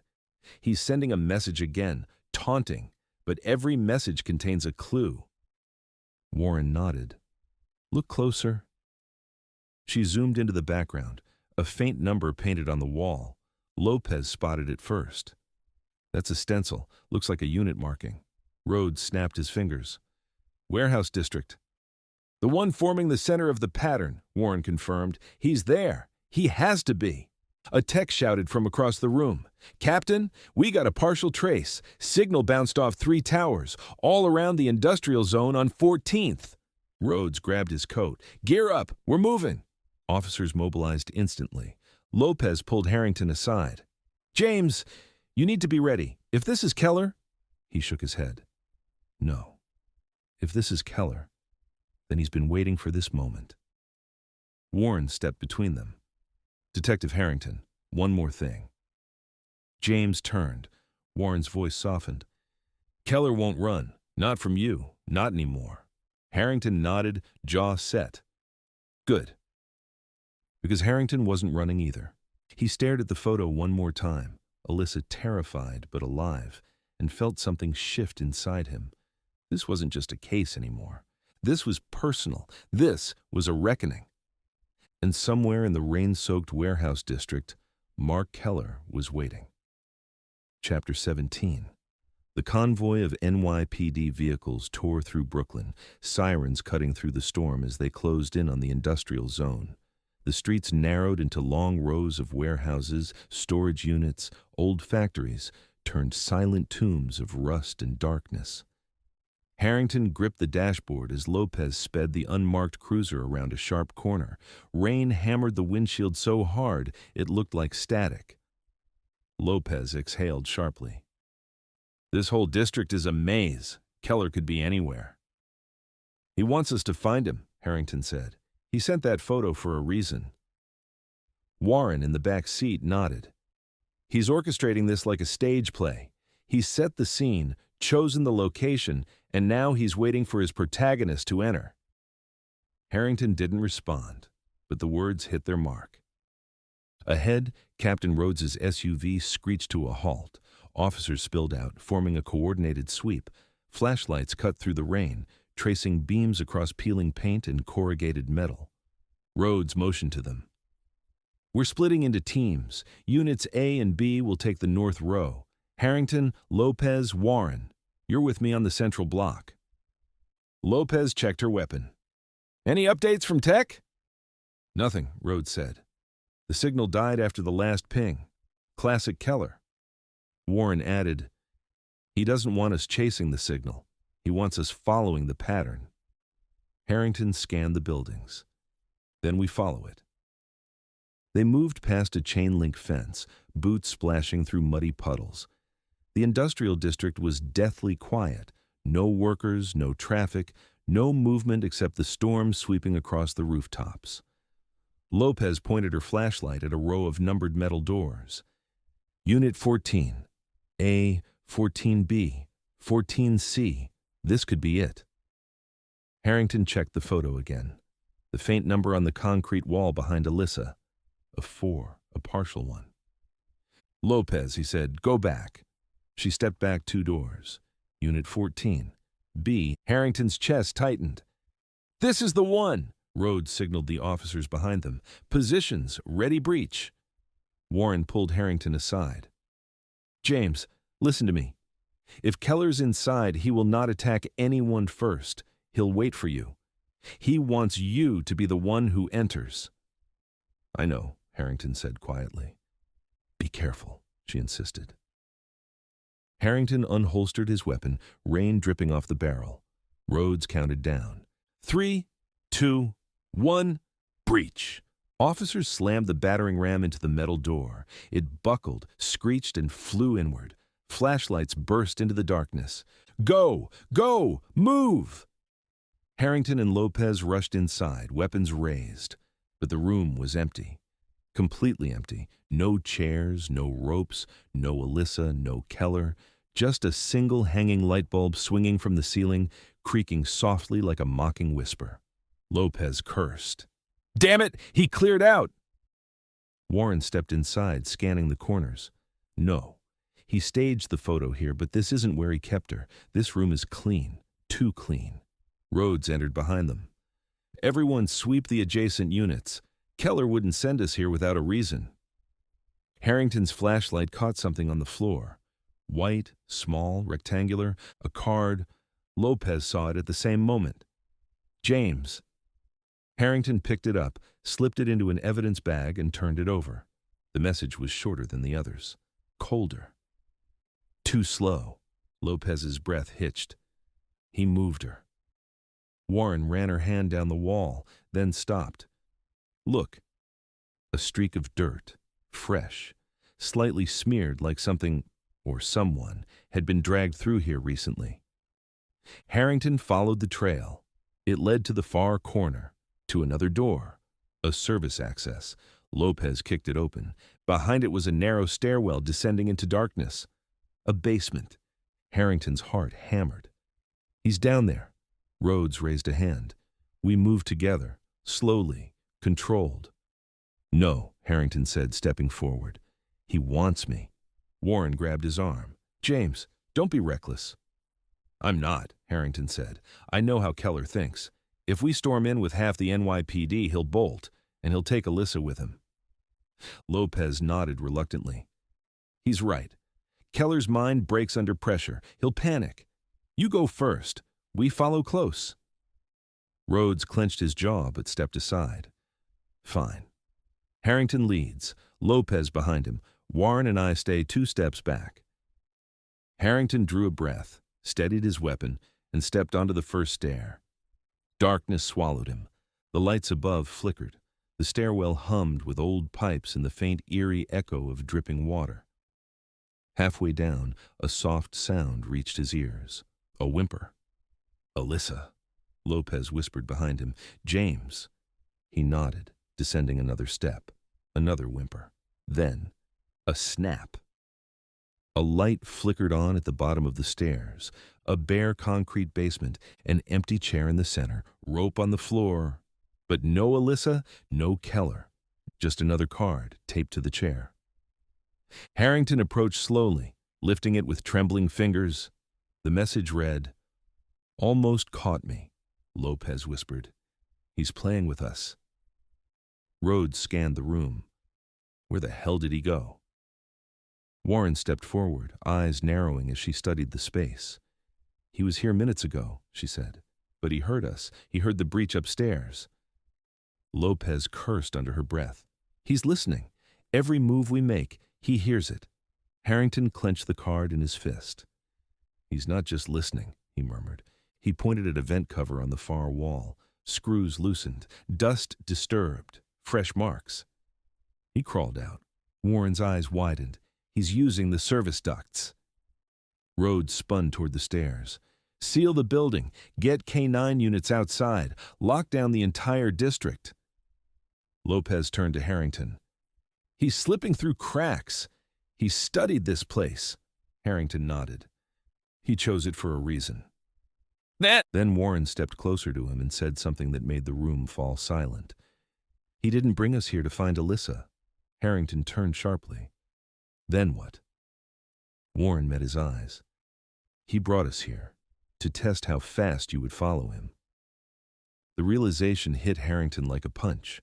Keller wasn't improvising. He was rehearsing, preparing, setting the stage for something bigger. And Harrington knew exactly what that meant. This wasn't about escape. This was about escalation. Chapter 18. The basement search continued for 20 agonizing minutes, officers combing every corner while Rhodes coordinated a full lockdown of the surrounding blocks. Dogs barked outside, helicopters circled overhead, and flashes of police lights flickered through the narrow stairwell windows like lightning. But Harrington barely moved. He stood beside the empty chair, Keller's message still echoing in his mind. "Almost caught me." Lopez approached cautiously.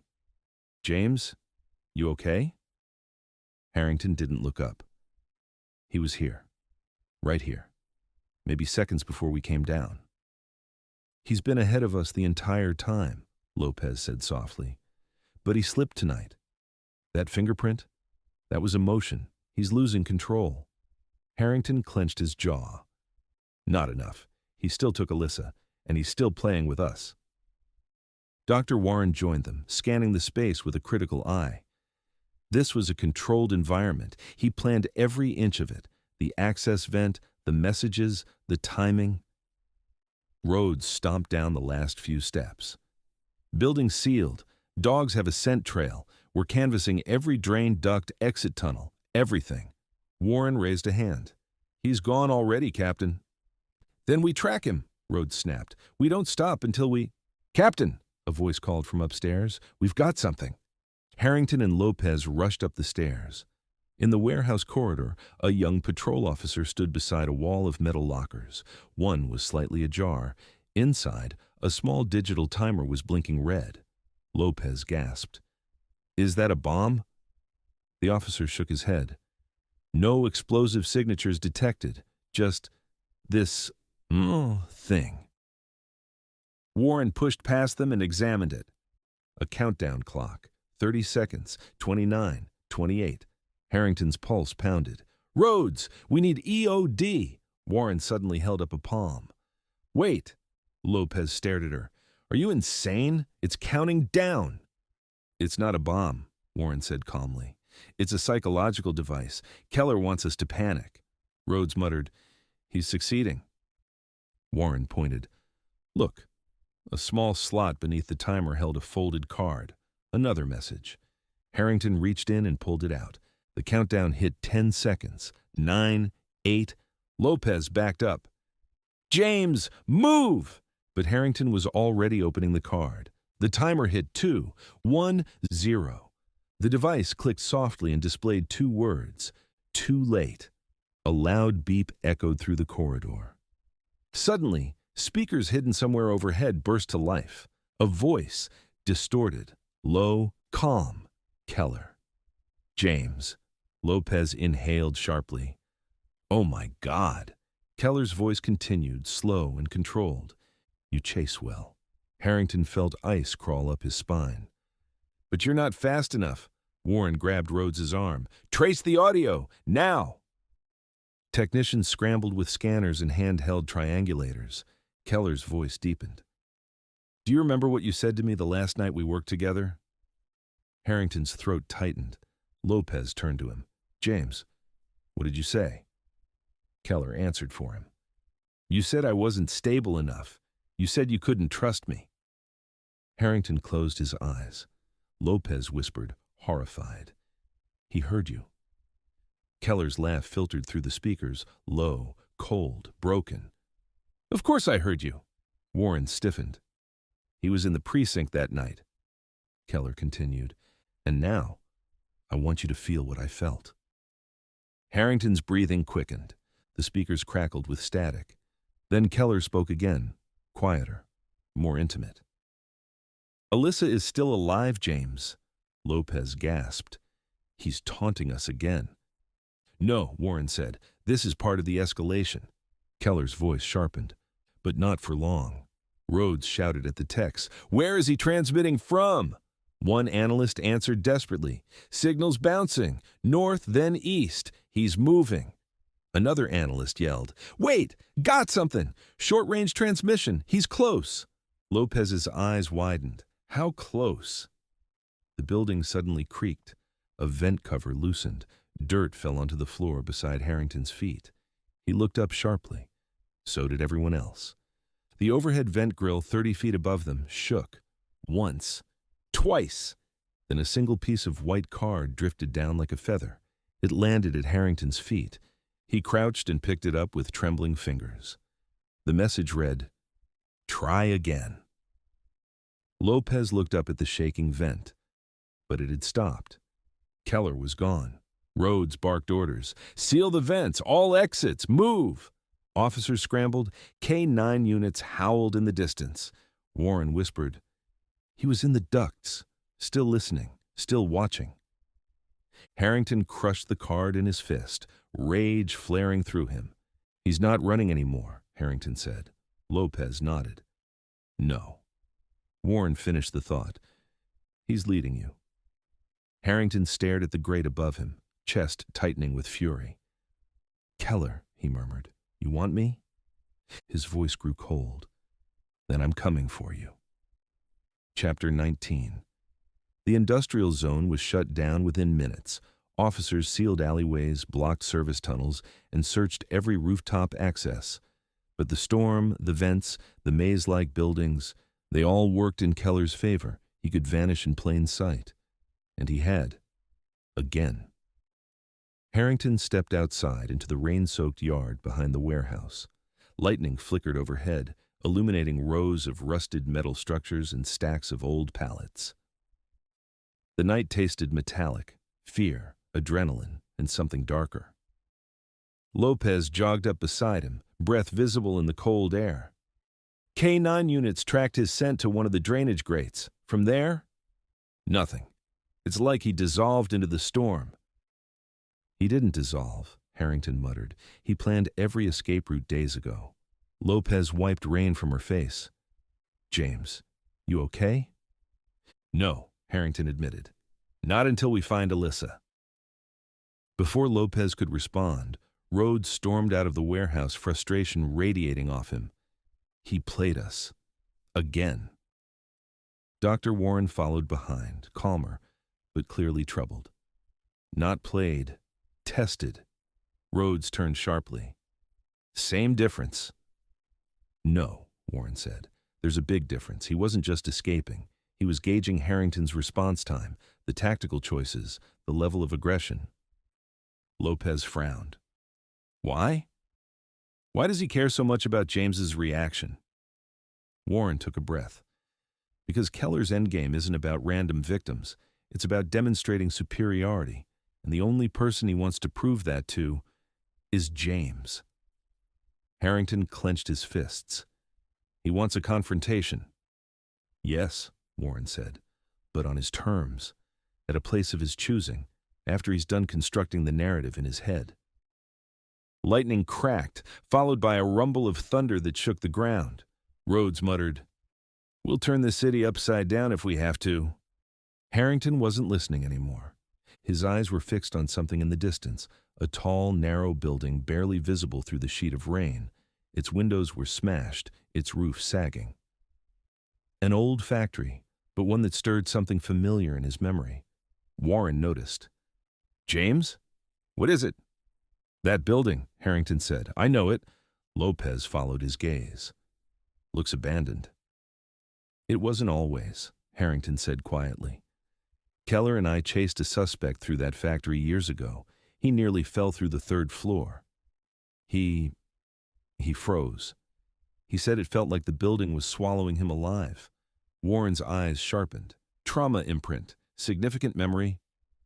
Rhodes raised an eyebrow. "You think he's gone back to a place that frightened him?" "No," Warren said, stepping closer.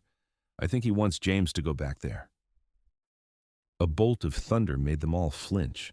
Harrington whispered, "He knows I'd recognize it. He wants me to. He's pulling me." Lopez shook her head. "So what do we do? Walk into his trap?" Warren studied the building through the storm. "Not blindly, but yes, at some point the confrontation he wants will happen. It has to." Rhodes's radio crackled. "Captain, you need to hear this. We've got something on the scanner." Everyone crowded around as Rhodes pressed the radio to his ear. The dispatcher sounded rattled. "Unknown transmission picked up on precinct frequencies. Male voice, distorted. Possible suspect, Mark Keller." Harrington's heart pounded. "Put it on speaker." Rhodes switched the channel. Static. Then, Keller's voice, calm, controlled, too familiar. "James." Lopez's breath caught.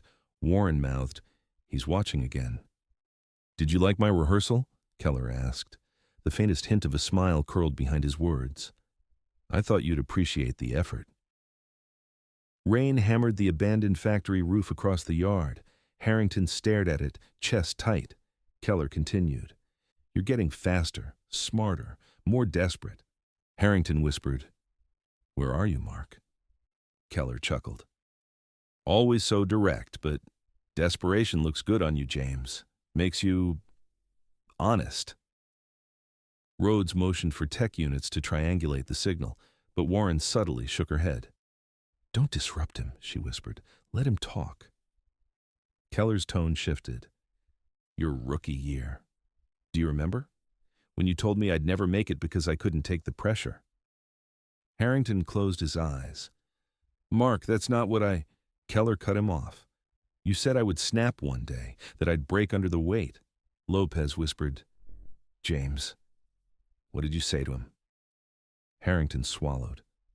It was a bad night. He'd lost control with a witness. I tried to calm him down. Keller's voice sharpened, laced with resentment. You were right. The radio static crackled louder. I did snap, James. A pause. But I snapped toward something. Keller, Harrington said, listen to me. No, Keller hissed. You listen. Lightning struck close, the ground vibrating under their feet. You can't save Alyssa, not like you couldn't save me. Lopez whispered. He's comparing himself to Alyssa. No, Warren said softly. He's comparing James to the killer, in his own twisted way. Keller continued. I'll give you a chance, though. One final chance. One last hunt. The storm howled. One last place. Harrington gritted his teeth. Where, Mark? The response was immediate. You already know. Lopez stared at the abandoned factory. Rhodes clenched his jaw. That building. Keller's voice dropped to a whisper. Come find me, James. Static. Silence. Then the transmission cut out. Harrington lowered the radio slowly. Dr. Warren spoke first. He chose the battlefield. Lopez placed a hand on James's shoulder. We go together. Rhodes barked orders. Teams A through E, full tactical gear. Surround that building and prepare for entry. Officers sprinted into the storm. Harrington didn't move. He stared at the silhouette of the factory, dark, broken, looming like a nightmare resurrected. Keller, he whispered, I'm ending this. The wind howled through the yard. The final hunt had begun. Chapter 20. The storm raged as Harrington, Lopez, Rhodes, and the tactical units moved toward the abandoned factory. The building loomed ahead, tall, skeletal, its broken windows glowing faintly whenever lightning cracked the sky. It felt less like a structure and more like a memory resurrected. Harrington paused at the entrance, staring up at the jagged metal signs swinging violently in the wind. Lopez stepped beside him. James, we don't do this alone. He took a shaky breath. He wants me to. Warren approached, hood pulled low. Then give him what he wants, on your terms, not his. Rhodes barked commands to the teams. Seal every exit. Snipers on the roofline. No one goes in or out without my order. Harrington stared at the darkened doorway. This is personal. He's expecting me. Warren nodded. Then use that. He won't hurt Alyssa until the final act. He sees her as a piece of the theater he's building. Lopez gripped his arm. We're right behind you. You go first, but we're coming in seconds after. He nodded, then he stepped inside. The factory swallowed him whole. The air was thick with dust, old oil, and rot. Rain drummed against the rusted roof, echoing through the cavernous space like distant gunfire. His flashlight beam cut through the darkness, illuminating abandoned machinery, piles of debris, and long-forgotten work tables. Mark? Harrington called out softly. His voice echoed, then faded. Silence. He moved deeper into the factory, footsteps soft against the concrete floor. Shadows shifted above him where the catwalks crisscrossed like veins. Every corner felt alive. Watched. A memory surfaced. Keller standing here years ago, sweating, shaking, refusing to move when the floor buckled beneath him. I can't go across. Harrington had coaxed him across that night. He remembered that fear in Keller's eyes, the same fear Keller would later turn into anger and obsession. Lopez and Rhodes followed several paces behind, weapons drawn. Warren lingered at the entrance, watching the shadows carefully. "Be careful," she whispered, though Harrington was too far to hear. Harrington reached the center of the factory floor. Lightning flashed through a broken skylight, briefly filling the room with white light. That's when he saw it. A single chair, a spotlight shining down on it from above, and someone tied to it, Alyssa alive, gagged, terrified, eyes wide with relief when she saw him. Harrington rushed forward, holstering his weapon long enough to cut the restraints from her wrists. "It's okay," he whispered. "I've got you." Alyssa shook her head violently, terrified. Harrington frowned. "What?" "Alyssa, what?" She kept shaking her head, tears streaming down her cheeks.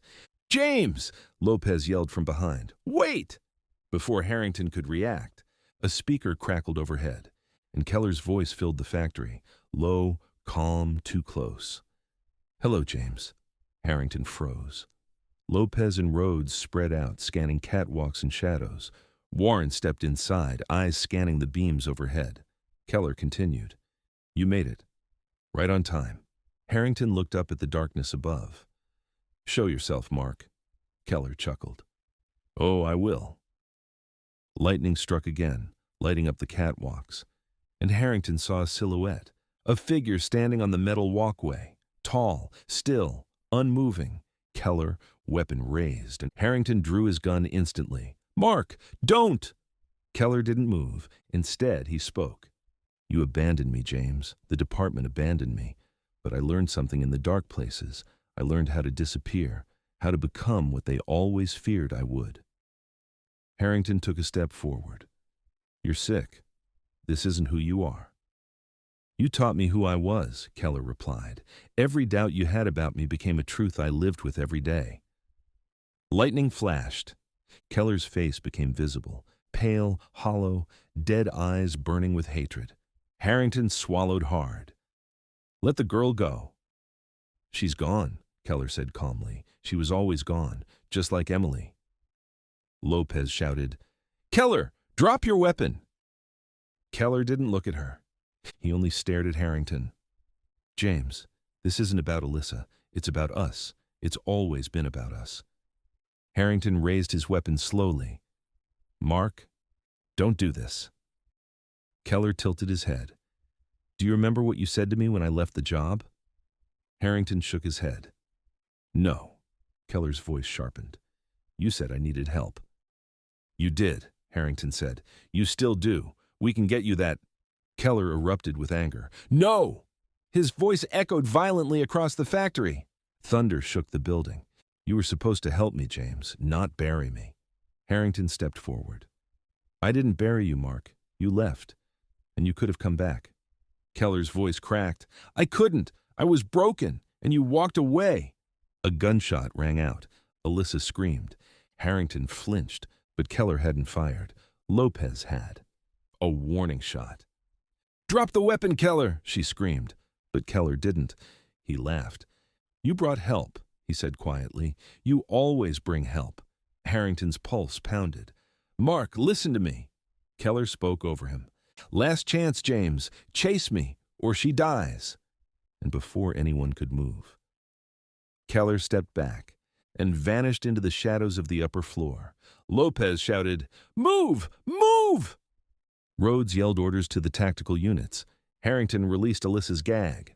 "Run to Lopez, now! Go!" Alyssa scrambled into Lopez's arms.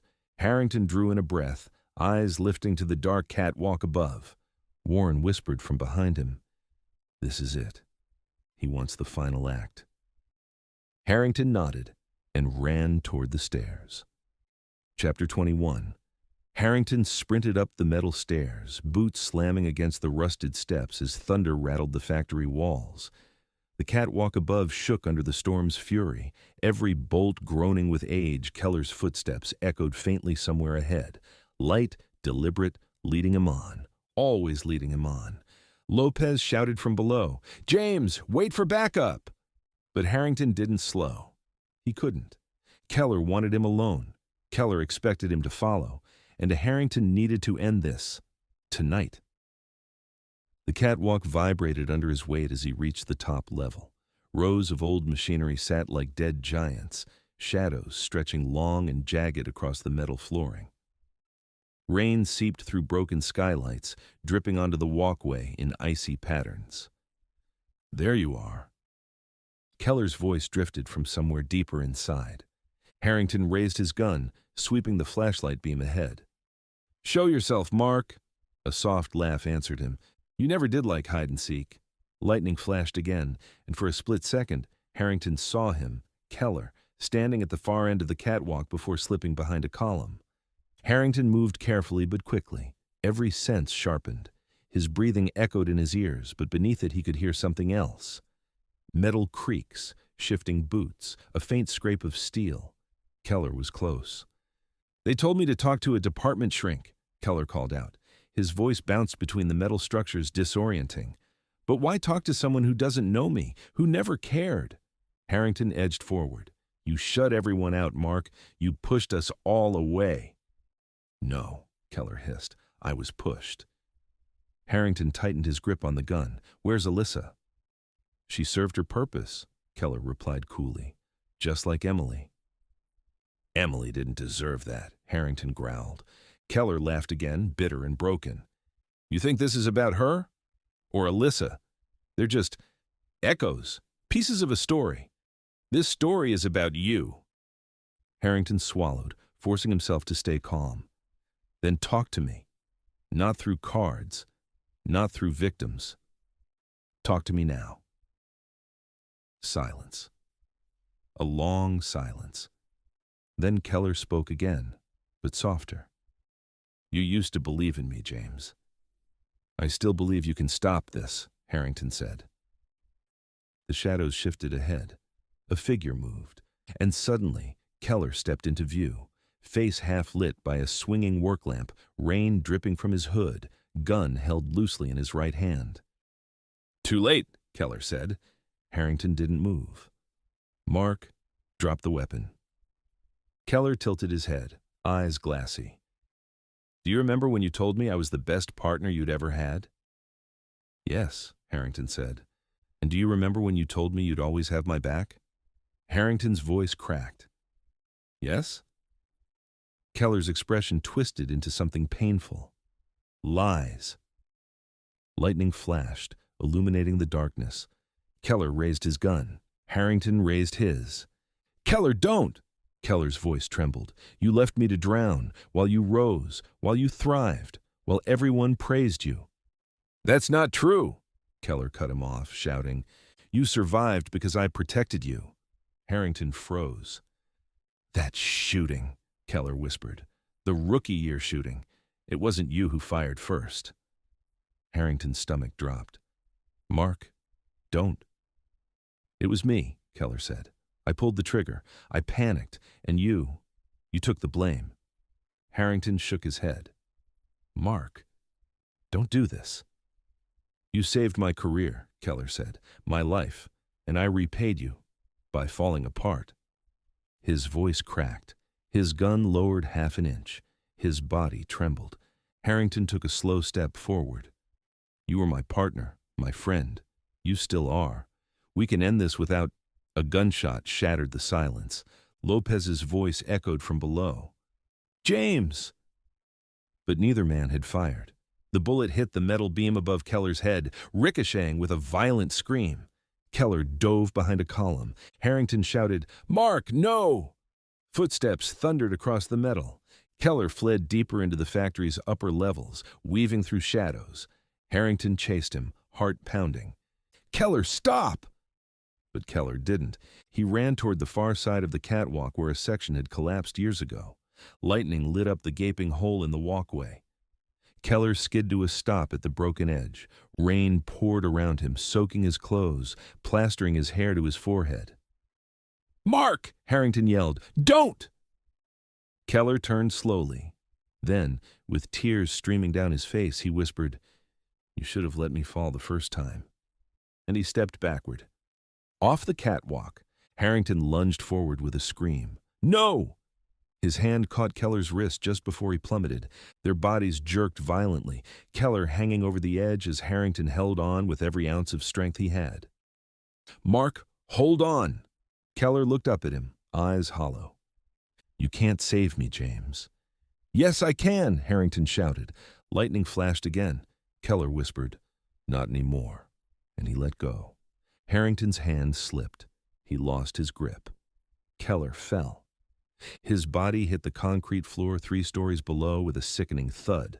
Lopez screamed, James, get down here! Harrington collapsed against the catwalk railing, chest heaving, rain and tears blurring together. Warren scrambled onto the catwalk, breathless. James! He couldn't speak. He just stared at the place where Keller had been, at the empty space, at the truth. Lopez reached him, gripping his shoulders. James, I'm so sorry. Rhodes's voice came up from below. Officer down, but he's breathing. Barely. Harrington's heart seized. He looked over the railing. Keller's body was twisted on the floor, blood pooling, breath shallow, alive, but barely. Warren whispered urgently, James, if he survives, this isn't over. Harrington wiped rain from his eyes, voice raw. If he survives, he said quietly, then maybe he can finally get help.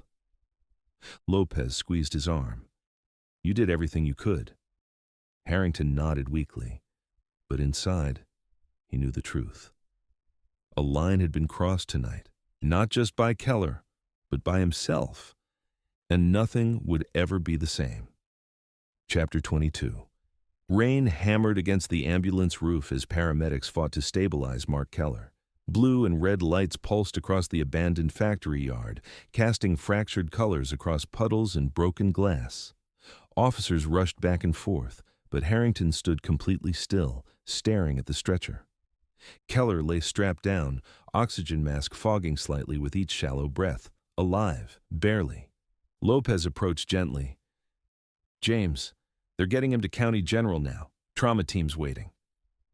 Harrington didn't move. He let go. Lopez swallowed. Yeah, but you grabbed him. You tried. That's what hurts, Harrington said quietly. He didn't want to be saved. Dr. Warren stepped up behind them, soaked from the storm, but composed. James, you did everything you could. You broke the cycle tonight. Harrington stared at Keller's unconscious face. Did I? Warren nodded. Yes. He wanted a final confrontation, to decide the ending.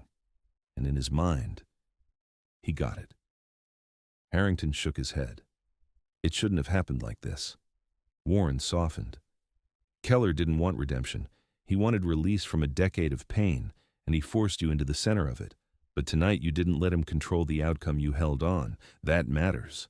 Lopez touched his arm. Come on, let's get inside. You're freezing. Harrington didn't move until the ambulance doors shut with a heavy metallic thud and the vehicle pulled away into the storm. Only then did he breathe. Inside the factory, Alyssa sat wrapped in a blanket, shaking but conscious. A paramedic handed her a cup of warm water. Her voice trembled when she looked up. I thought he was going to kill me. Harrington knelt beside her. You're safe now. He can't hurt you again. Alyssa nodded slowly, tears falling. Are you okay, Detective? Harrington paused, then answered honestly. I don't know, but I will be. She reached out and touched his hand. Thank you for coming for me. Harrington swallowed hard and nodded. Lopez stepped in. We'll get you home soon. You're not alone. Alyssa exhaled shakily. He kept talking about you, all the time, like he knew you. Harrington looked down. He did. Alyssa nodded. He said you were the only one who could stop him. Lopez glanced at Harrington, but he didn't respond. The truth felt too heavy to carry. Outside, the storm finally began to ease. Officers peeled away from the scene. Rhodes walked over, exhaustion etched deep into his face. "Keller's in critical condition," he said. "Surgeons say the next hour decides everything." Harrington nodded, rain dripping from his hair. "If he dies, all of this dies with him." "Maybe that's better," Rhodes replied quietly. Harrington didn't answer. Rhodes placed a firm hand on his shoulder.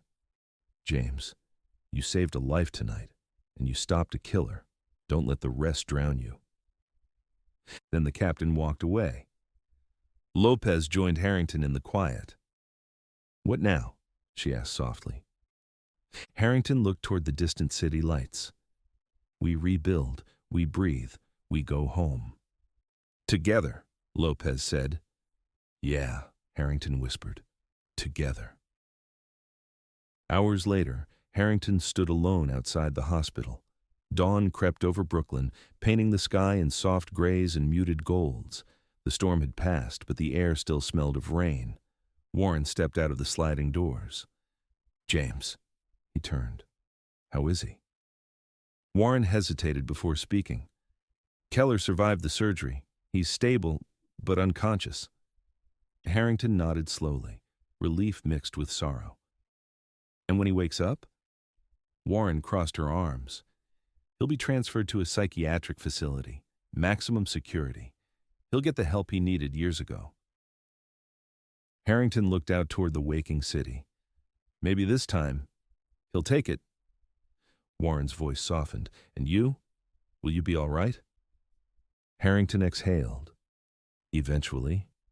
"Good," Warren said, "because this city still needs you." He managed a faint smile. "One crisis at a time." Warren nodded and stepped away, leaving him alone with the quiet. Lopez emerged moments later, handing him a warm coffee. "You look like you could use this." Harrington accepted it. "Thanks." "You going home?" "Yeah," he said, "for a few hours." Lopez offered a small smile. "Call if you need anything. Seriously." He nodded. "I know." As she walked away, Harrington looked up at the sky. Keller had been a partner, a friend, a shadow he never meant to cast. But now, for the first time, that shadow wasn't chasing him anymore. The city hummed softly as morning traffic rolled in. Another day, another chapter, another chance. Harrington took a slow breath, stepped off the curb, and walked into the sunrise. The case was over, but the healing had only just begun. The end.